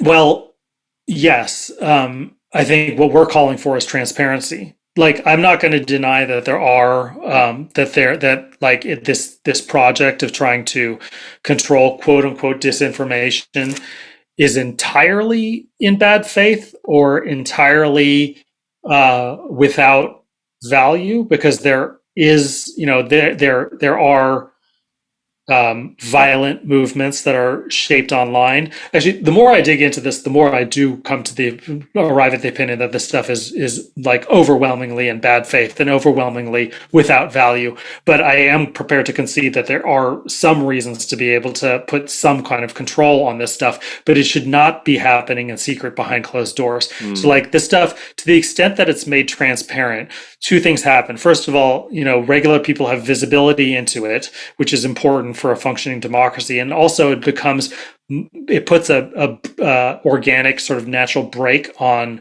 the ability and the willingness for those in power to be able to exercise these powers. So first of all, it's tedious. Like if this stuff becomes transparent, then first of all, every action you take is a possible, political scandal that you have to deal with. But also, I think that there should be tedious mechanisms for documenting this stuff. There should be paperwork, and that stuff should be put on a public website for everybody to see.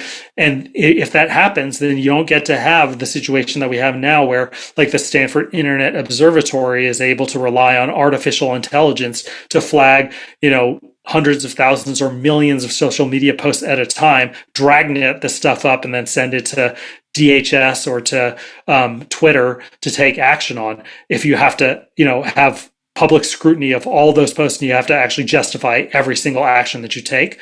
So I think by putting, laws that force that kind of transparency, and by also defunding these organizations, I do not think that taxpayers should be shoveling money over to these private sector organizations and NGOs and academic institutions to essentially monitor and surveil American citizens. So both by cutting off the taxpayer spigot and also putting on transparency safeguards, I think that you could do a great deal of course correction. I mean, okay, so when it comes to something like COVID, I feel like the arc was that there was a virus of unknown provenance that was going to be dangerous, and that there had to be this lockstep response to it. And the government, and plenty of ink has been spilled over the fact that the UN had a document called Lockstep where they detailed exactly what was going to happen during the pandemic, and it does actually reflect exactly what they did.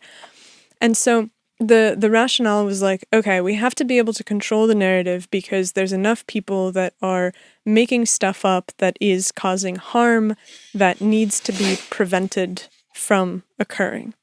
And it sounds like what you're basically saying is that had they done that out in the open, that it would have been at least easier and better to deal with than if it was done secretly while everybody was like, no, we're not doing this. Well, certainly the stuff that was done in terms of monitoring social media posts through this Stanford Internet Observatory, or a project called the Virality Project, that stuff should have all been public for sure. In terms of how politicians and public health officials dealt with COVID, I mean, there were a huge number of mistakes made. There was a New Yorker article a few years ago about Seattle's response, which was a good response to the initial outbreak of COVID in Seattle. But it went through the CDC, I think it was the CDC's playbook for how to deal with a pandemic that was put together like best practices which were collated from various epidemics and pandemics over the course of decades, and they had these kind of rules put in place for how you should respond to it. One of them was that you should never have politicians making these announcements. It should always be somebody in a white coat who to take it out of it, because the minute you politicize it, you lose the goodwill of half the population. Of course, flagrantly violated by Donald Trump, by Cuomo, by Newsom, by all these people who were putting themselves in front of the camera. There were other rules like every announcement. I believe it said that every announcement should be framed as a tenuous, like it should always be framed in the context of this is evolving. This are our best guidance based on what we know now. This could change tomorrow, but we think that masks are effective and you should wear masks. That wasn't done, right? Of course, like they were leading with this, like this is what we know and you have to abide, and anybody who dissents is literally killing people. There was a third rule as well. Anyway, these rules were just complete. The playbook was just absolutely abandoned during COVID. So I think that like those mistakes were made. And then also I think that there was a political response to COVID that there was a real crisis in America that the political infrastructure, I think, needed. Like the political establishment, politicians, in order to exercise power in America today and throughout the world to a large extent, because of the revolt of the public, because of the rise of social media, because of their the power that they've that has atrophied in response to those phenomena, they can only really rule with legitimacy by invoking a crisis. And so we've seen, with 9/11, there was a crisis, and there was a kind of a somewhat an authoritarian political response to that crisis. As soon as that is subsumed, then came the financial crisis. Then came COVID. Throughout that whole point, you have climate change, and now you have what's being invoked as this disinformation crisis. So, in the name of COVID, I think that there was I'm not saying that this was like planned by people who were conspiring in a back room. I think it was a kind of a natural evolution, but the political establishment kind of took the opportunity of a real pandemic to consolidate power and to erect the kind of authority that they had been lacking for several decades, and that they had been needed as a matter of survival to recoalesce. And so as soon as you had the censorship industrial complex was focused on election integrity prior to COVID. They immediately leapt onto COVID and started the Virality Project in response to COVID. Then as soon as COVID was kind of faded away, now they've glommed onto this quote unquote disinformation pandemic or infodemic, and the next time that there's a real crisis, because that's obviously a fake crisis that they've contrived for the purpose of being able to build this apparatus of power, the second there's a real crisis, they're going to glom onto that, and you're going to see sort of an attempt to resurrect this apparatus. So I think that those two things were both, there was like just honest fumbling of the ball and just like really stupid mistakes made by political leaders during COVID, but I think that there was also something more insidious happening. Can you say more about the Internet Observatory and the Virality Project? I don't know anything about those. The Stanford Internet Observatory is out of Stanford University. It's one of the hubs of these. Well, we're seeing more and more that we weren't aware of kind of come up every day. But there's I'd say like a couple dozen organizations that make up what we see of the censorship industrial complex in the United States. Probably more like a half a dozen of the big ones, and the Stanford Internet Observatory is probably the biggest of those. It's headed up by Alex Stamos, who used to be Trust and Safety for Facebook, and then Renee DiResta, who I mentioned before, who was a former CIA fellow and who's been kind of part of the Democratic Party apparatus for some time, and she's sort of number two there, and so they started the Election Integrity Project, essentially responding to the threat of Trump and the MAGA right, and then they kind of basically rebranded EIP as the Virality Project as soon as COVID came up, to sort of sniff out and censor COVID quote unquote disinformation. And what are the tactics that they're using to do this that are beyond what we've seen before? A lot of it is, so they identify, there's three areas that they target. There's disinformation, misinformation, and malinformation. Disinformation is deliberate propaganda, essentially lies that are propagated deliberately in order to, mislead or disrupt a population. Misinformation is honestly believed but false information that's put out, say, I don't know, microchips and vaccines or something that people honestly believe, but is bogus and misleading. So that's the second category. The third category, malinformation, is true information, which is dangerous because it might lead people to the wrong conclusions. So things like, for example, masks being relatively ineffective, or the COVID vaccine not preventing transmission. All three of these are targets of these like they explicitly talk about these three categories as being areas that they act upon. That's the one that freaks me out the most, by the way, the malinformation, because then it's like, who is the decider, right? Yeah, exactly. And by the way, the people who should be deciders, like people like Jay Bhattacharya, who's one of the authors of the Great Barrington Declaration, who's on the same campus as Stanford epidemiologist, was kicked off of Twitter for saying that we should have a targeted response and not do lockdowns and not do school closures at the beginning of the pandemic. And so he was overruled by people with no training in this stuff because he was speaking heresy. And the third, that malinformation is obviously the most alarming category, but I hate to focus too much on it because we live in, a country governed by the First Amendment.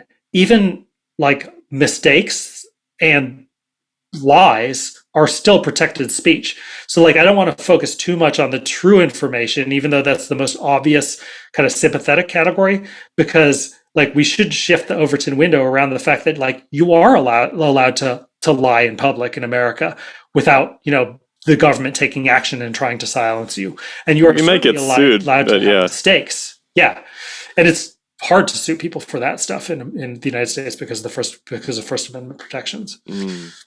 Well, I kind of want to unpack that a little bit because I oscillate over that a lot. Where on one hand, I totally agree with you. We live in a country where freedom of speech is sacred and should be maintained. But on the other hand, I'm like, look, we know through history that when people make up lies about hot button issues, that it leads to terrible things happening down the line.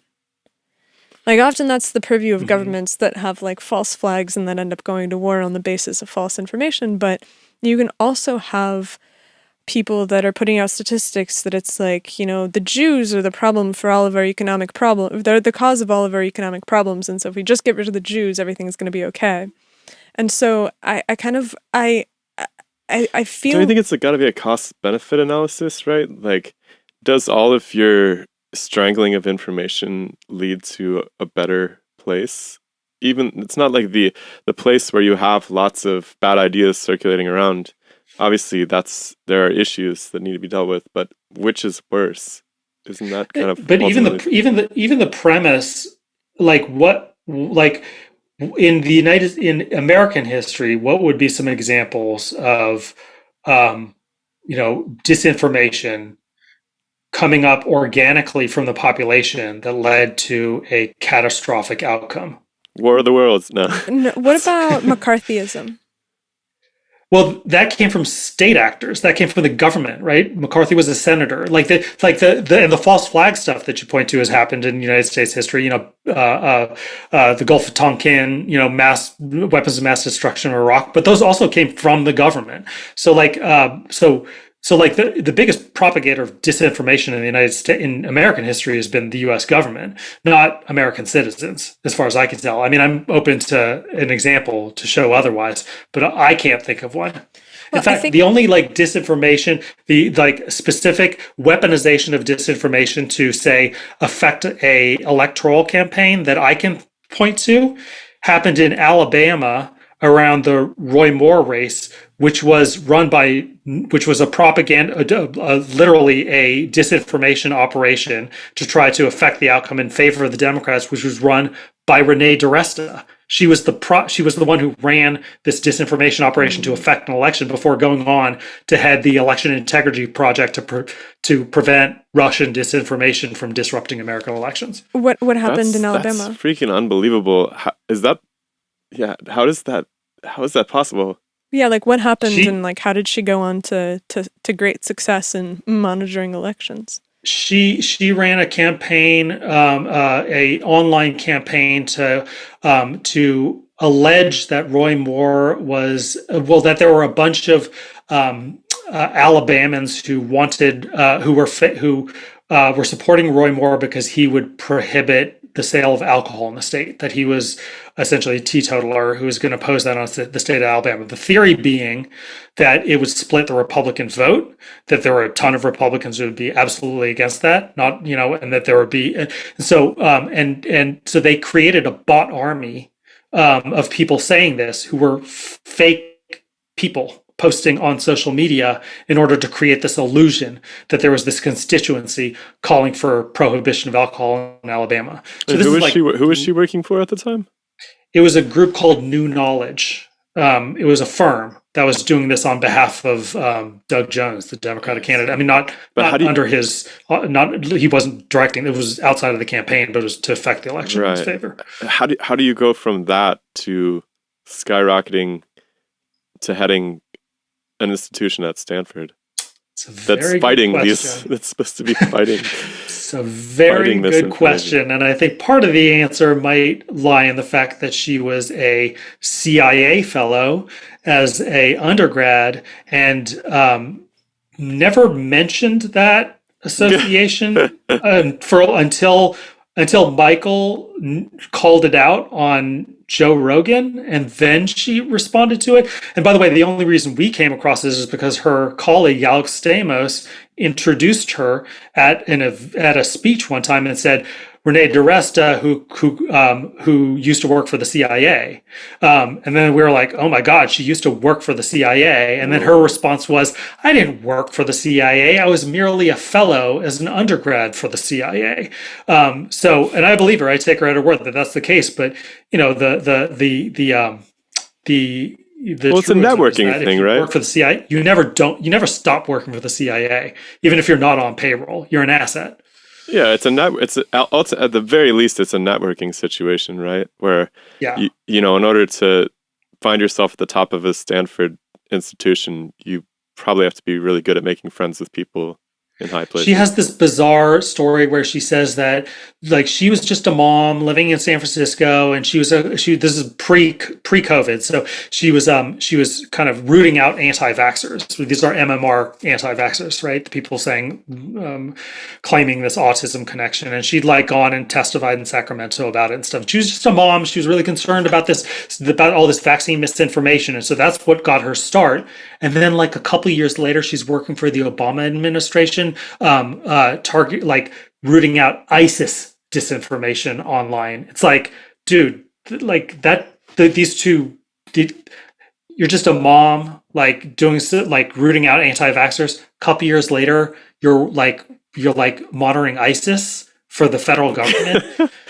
Well, it seems, right? And like the amount of sophistication of experience that you would need to combat terrorism across an ocean, it just seems like a completely different wheelhouse. That's what's so bizarre about it. It's not in any way related to any other kind of activism. Yeah. That's weird. Yeah, we actually tried to get her on the show a long, long time ago. She did not respond to our email. I think we had another guy from the observatory. Was it Thomas Lynn or something like that? Anyways, It was in the very early days. We did not learn too much. I'm surprised she didn't respond, actually, because she's quite, public and kind of prolific in her. We were alien puppets when we first started this podcast. We had full puppet, arm puppets that we would do the interviews with, and that went over like a Led Zeppelin. Somewhat undignified. Oh my! Well, we were terrified. Stature. We didn't want to be people on the internet at first. We kind of got over it, but we resisted that for a while, and so maybe we should try back. Yeah, try now. I mean, I take your point about the disinformation largely coming from the US government and from the top down rather than the bottom up. I do think that there is a legitimate aspect, which is that when economic times are hard, that there is a tendency for people to organize into groups that set themselves against some either gender or sexual identity or race or ethnicity. whatever. Like there's a tendency for these currents to become powerful in society, and we've seen that over the course of the last century, that when that happens, that you get a really, really terrible social outcome. Like people end up getting killed on the basis of that. Right. And so, like, one example could be the KKK, but like the position of the left in the last century was, the ACLU defending the KKK's right to march through Skokie, despite the fact that, everybody in the ACLU in particular obviously detested and feared and despised the KKK.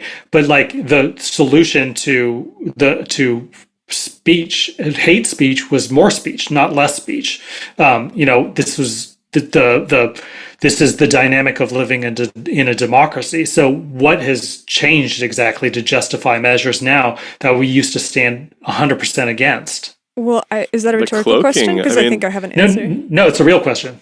Okay, so I think that the degradation of the social fabric. Like, I think that when you are surrounded by people and you recognize that you love people who are perhaps they have different mindsets than you, and you believe in the power of debate and conversation and social organization because you have a strong network of people that the ties that bind are stronger than the ideas that divide, where you will sort of push through some kind of political division or unpleasantness and still sit down at the Thanksgiving table, or you will still see them and you will be defined through those relationships.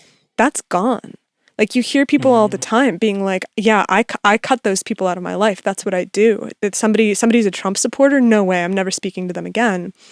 And I think that when you have that and you have this atomization, and so you are no longer in contact with someone on a regular basis who you love that has a problematic belief, you're like, okay, well, the only way to modulate that problematic belief is by offshoring the people who monitor that. And that gets put into the hands of the government because you're like, well, I'm voting for people who I, on the surface, appear to support the things that I believe in, and I trust for them to monitor.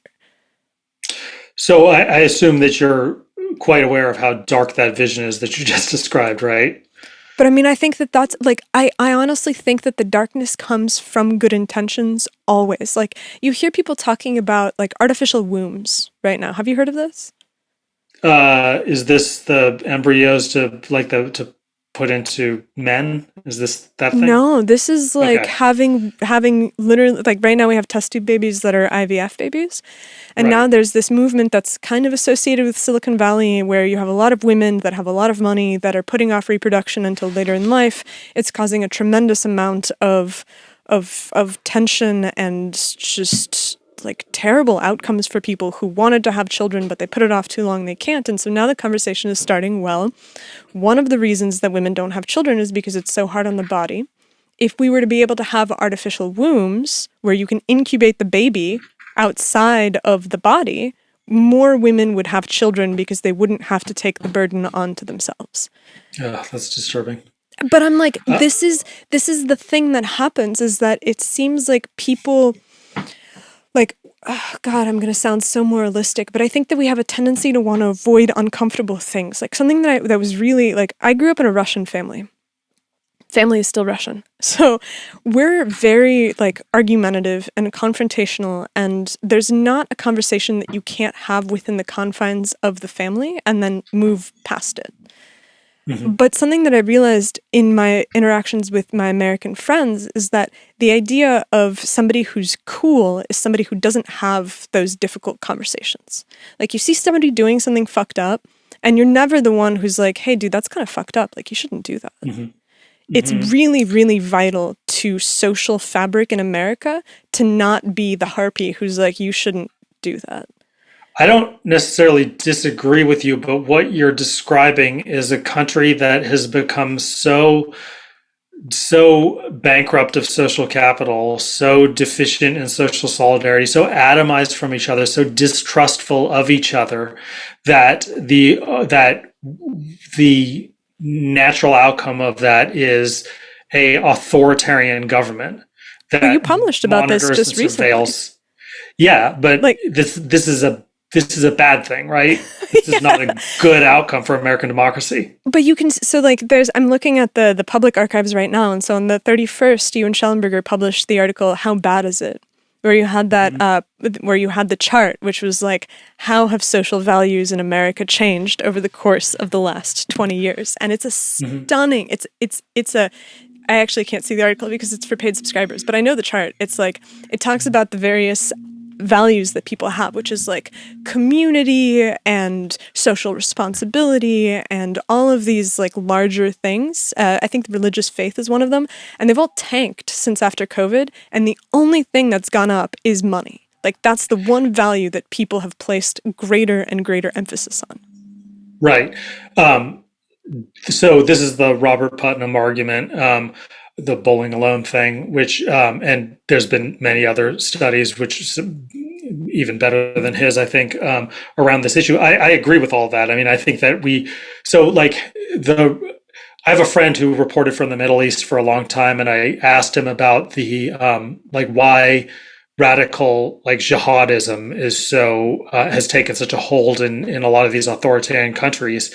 And he said it was because of the evisceration of the political left in a lot of these countries.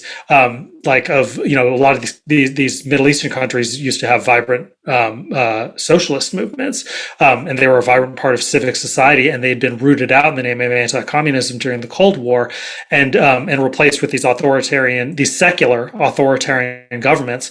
And he was saying, if you're oppressed by an authoritarian government and you don't have a legitimate, humane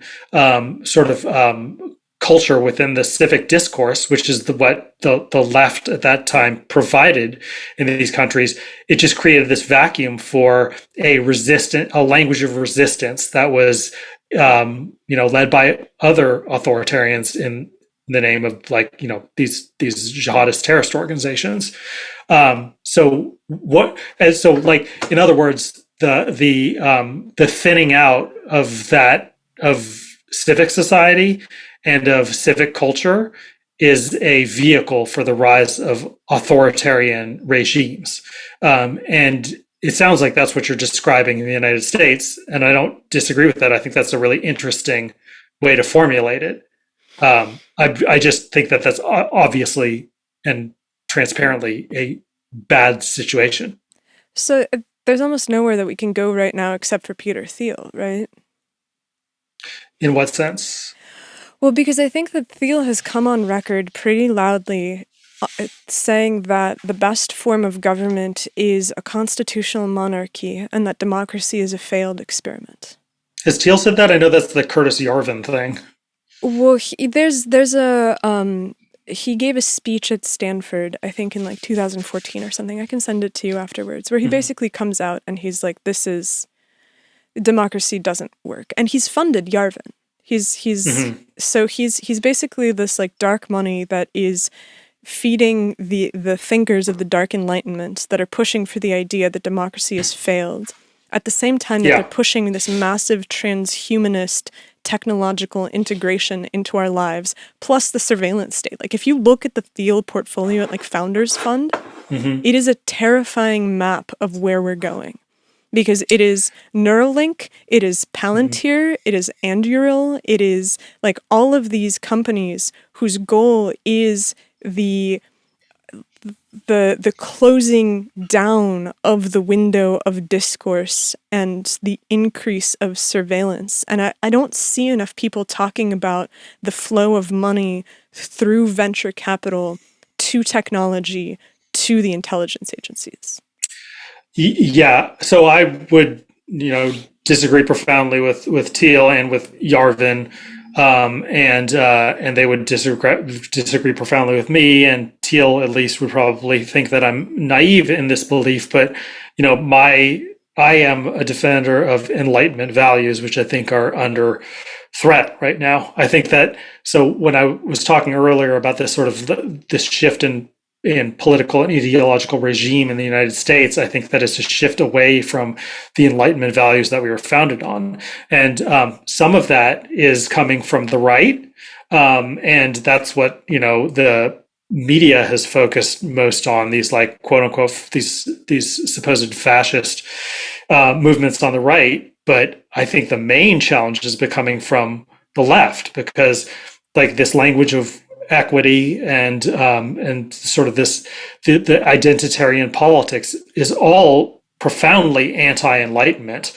There's been in like even to the point where we have a piece coming out, a video coming out next week of Michael looking at this speech that Obama gave at Stanford.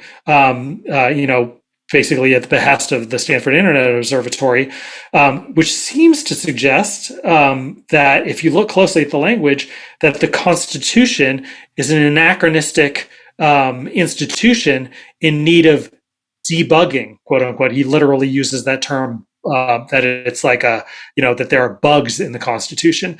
And it seems as if he may be referring to the First Amendment as a kind of buggy feature of the Constitution, which needs to be updated. Is that the speech where he was talking about changing the text of Section 230 to hold platforms liable for the content that's on them? I don't believe that's in that speech, but I haven't listened to the whole thing. I just literally was right before I was here. I was with Michael, and he was telling me about it, so I haven't read it myself. But this was a speech that we had never heard of before, so I don't think it's something that was well publicized. But anyway, so like I think that I'm a defender of the Enlightenment and the values of the Enlightenment that are now under threat. In that sense, I may be anachronistic myself. But again, I came out of the left, and I recognize the left anymore from the left that I came out of. And the left that I came out of was a very kind of, in a way, boring left. It was like a mundane, New Deal, empower workers, distrust of corporations, championing free speech, just the kind of the tip of the spear for a lot of the values that I think the United States was founded on in its most sort of ideal form. Yeah, me too. Yeah, and it's been sort of sad to be orphaned away from being able to identify with any of those large-scale movements and kind of get stuck in the middle because, you just feel kind of betrayed by those superstructures. I'm actually looking at the text of the speech right now, and it is the same speech. And so later on in that same presentation, he basically went through and he was attacking Section 230, which is a law in the Telecommunications Act that says that you can't hold platforms liable for the content that is on them. The same way that like you can't hold the telephone company liable if somebody's like planning a bombing on a phone line. And right, but everybody challenges Section 230 on the right and the left. If there's one thing the right and the left can agree upon, it's that Section 230 needs to be reformed, or at least needs to be wielded as a political weapon against the tech companies. But the difference is that what I'm flatteringly calling the left, because it's not really leftist anymore, but the left side of the aisle is using Section 230 as leverage to get more censorship, whereas the political right has been using Section 230 as a weapon to dismantle the censorship regimes of tech companies. Yeah, exactly. And so like his point was the fact that you need to be able to hold the tech companies liable if somebody's spreading, misinformation or disinformation on them in order to clamp down on their ability to host these things and then to turn away from them, which for me was terrifying because we included that speech in a video that we did a while ago about the sort of it was right after the Department of Homeland Security picked that really kind of freaky lady who did the song and dance routine about misinformation. Nina Jankowicz. Yeah. That was the most terrifying thing that I've seen happen in government in a long time. And so we did a video about it where it was like, look, this is a terrifying arc because the minute that you start to hold the tech companies liable, you won't even need the government to step in and censor anything. Because because the companies will gladly do it themselves. Like they'll turn it over to AI too. That's when it's just kind of like lights out. Yeah, and with the AI thing is really a terrifying addition to all of this. Yeah. I mean, they're already doing it, and they're doing it with AI. The fusion, the to me, the most insidious thing is that this sort of cozy relationship between the government and the tech platforms is a loophole around the First Amendment, right? The government can't censor you, but private corporations can. They're not subject to First Amendment restrictions. And so by setting up, this is why it almost has become outdated to refer to in my opinion, to refer to the state as the state per se, like the public sector, the government as being the institution of the state, because the government has become so enmeshed with private corporations, both in the terms of like subsidies and favor trading, but also in terms of like contracting out, in terms of the sort of rotating door between these high government positions in the private sector, that really, when you refer to the state, I don't want to sound like Curtis Yarvin, but it's a regime. Like, that word has assumed purchase in recent years. I think it was because it's appropriate, because there's something that is larger than the state that permeates the private corporations and the nonprofit sector and academic institutions with the government, where they all act as sort of a blob, and they exercise power in an orchestrated fashion.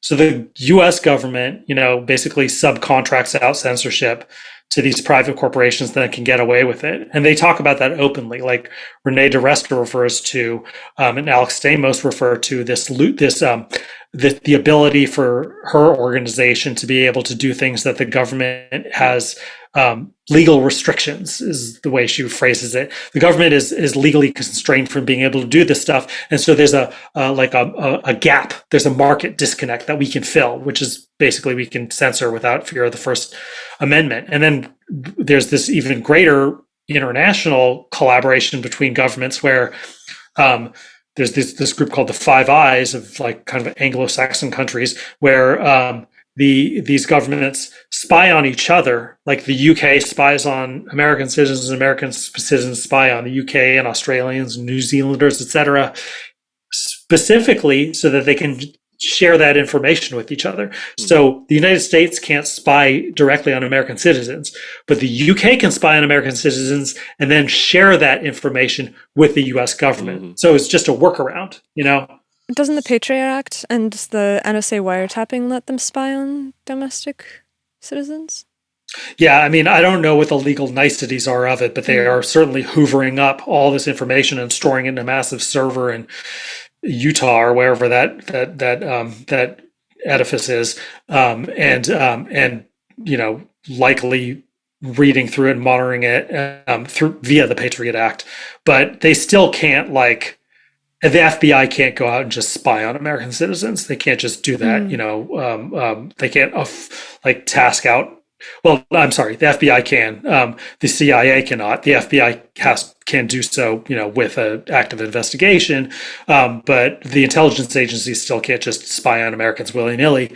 But the UK government can, and we can do it to UK citizens and then share that information. I mean, for me, this is the scariest thing in the world, and I'm not a very scared person. Like, I'm not fazed by a lot of the other threats that you hear about. I figure we'll find solutions to most of the problems, whether it's natural disasters or food shortages or anything else. But it seems like it goes back to the idea that a democracy depends on a good press. That you have, like, people cannot make decisions if they don't have good information. And so I guess the one thing that I spend a lot of time poking at is, I do believe that we have a lot of power en masse as people in the world still. If we were all just to walk out in the street and march on Washington about one thing regarding this in order to clean up and make our information clean again, right? What would that look like? Like, what is I mean, it's kind of an impossible question. I don't expect you to necessarily have the silver bullet, but what would that first step look like? I think you're right. I don't have an answer to that question, because I think it's so much deeper and more pervasive. One thing that I've been kind of coming to understand viscerally from paying attention to this stuff is how much authoritarianism, authoritarian governments, which we usually imagine as like, this very top-down apparatus of the state just controlling everybody and people kind of going along with it out of fear. But how much of authoritarian regimes depend upon not just the fearful complacency, but the active willingness of the population. Authoritarian regimes thrive where people are fearful of one another, and where people are so distrustful of each other that they not only submit to but demand that the government and other powerful actors come in and create structures of authority for them. And so, like, I think that this is a really cultural issue. Like, again, I'm Gen X, and when we were growing up, we were known as this like rebellious generation when we were young. And I assumed when I was young that that was just synonymous with being young. If you're young, you're anti-authoritarian, you rebel. Now I'm coming to realize that that's actually probably a projection out of the fact that our parents were boomers and they came up in the 60s. And so they were rebellious when they were young. And then we just kind of associated being young with being rebellious. But like the generations coming out, younger millennials and Zoomers are, I think, quite an authoritarian generation insofar as they're not rebelling against anything. And when they get offended and microaggressed against, they, their first thing that they turn to is they demand that the institutions that they belong to put up more rules, put up more sort of authoritarian structures to protect them. And so, like, I think that that's a turn that American culture is going in which we are like, a lot of this stuff, when you talk about this disinformation stuff, I feel like 30 years ago, if you talked about government censorship by proxy, people would instantly be like, oh yeah, I'm totally against that, right? But now you have to have a long conversation where people are like, yeah, but what do we do with disinformation? What about the threats of disinformation? And if the government's not going to protect us from that, then who is? And and there is an openness and kind of almost, there's like a lot, a lot of folks a lot of hardcore Democrats are demanding this stuff. Like they're insisting on more government censorship. And I think that that's a dark place for the country to be in.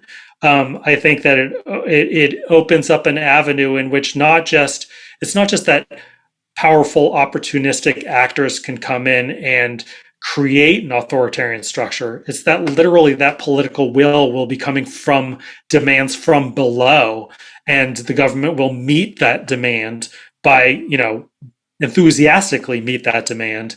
And we could be, a decade away from that. I'm not saying it's inevitable. I'm not saying it's even likely. I'm just saying it's a possibility in a way that I don't think it has been. It seems very likely, all things, if nothing changes. But that's what I'm curious is like, what are the ways in which the youth can be inspired to see it, like to feel like they have the ability to take control of their circumstances in a way that they don't require institutional intervention? Like, if it's a cultural thing, it seems like it's a reaction to some perceived fear or some perceived like impotence towards dealing with those situations. Well, I personally think that has a lot to do with a lack of opportunity. Like, I think that there's a view of the world right now, which is that as a young person, you don't have a lot of options that are available to you, and that you're going to basically be just kind of a worker drone for the rest of your life. Like, it used to be that you could work for a corporation and there was honor and there was some meaning to it, and you would be, you would have a long career and you'd retire from the same job that you worked in. And I think that if you have a populace where corporate profits are going up, but wages remain stagnant, and there's not a sense of opportunity, there's not a sense where you can go somewhere, there's not a sense that the future will be better than the past, it's really hard to create a youth culture that feels like they can accomplish something, because they're looking out at the next 40 years of their lives and they're like, oh my God. I think at the elite level, that's true. This is something I've written about actually myself. Is that I think that the millennial generation that got out of like college in around like 2008 to say 2012 or so, right during the financial meltdown. There was this whole period that like that HBO show Girls was kind of based on of this like generation that came out of these elite colleges and then came into the workforce and had these like unpaid internships and these like or worked at Starbucks, and that was a kind of like a cultural trope for a while.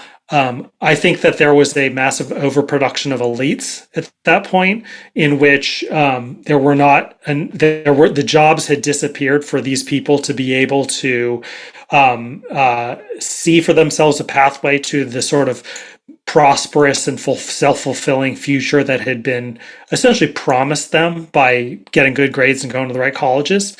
And I think that was a part of the origins of sort of the woke discourse, because I think that they started to become very cynical about the world, and started to take up these sort of crusades for self-meaning, these political crusades, in the absence of a career that would give them meaning.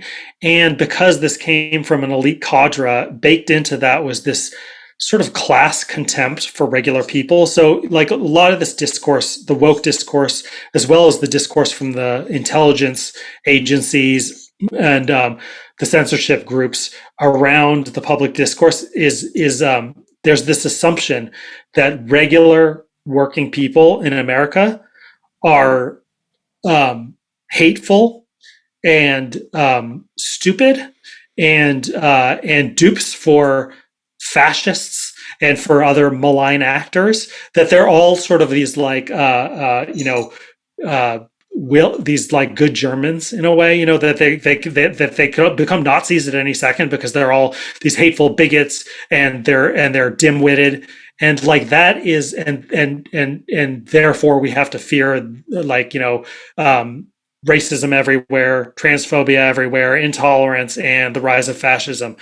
I think that this all comes from a very kind of the way that these elite actors regard just the teeming masses of the American citizenry, and I reject that view obviously wholesale.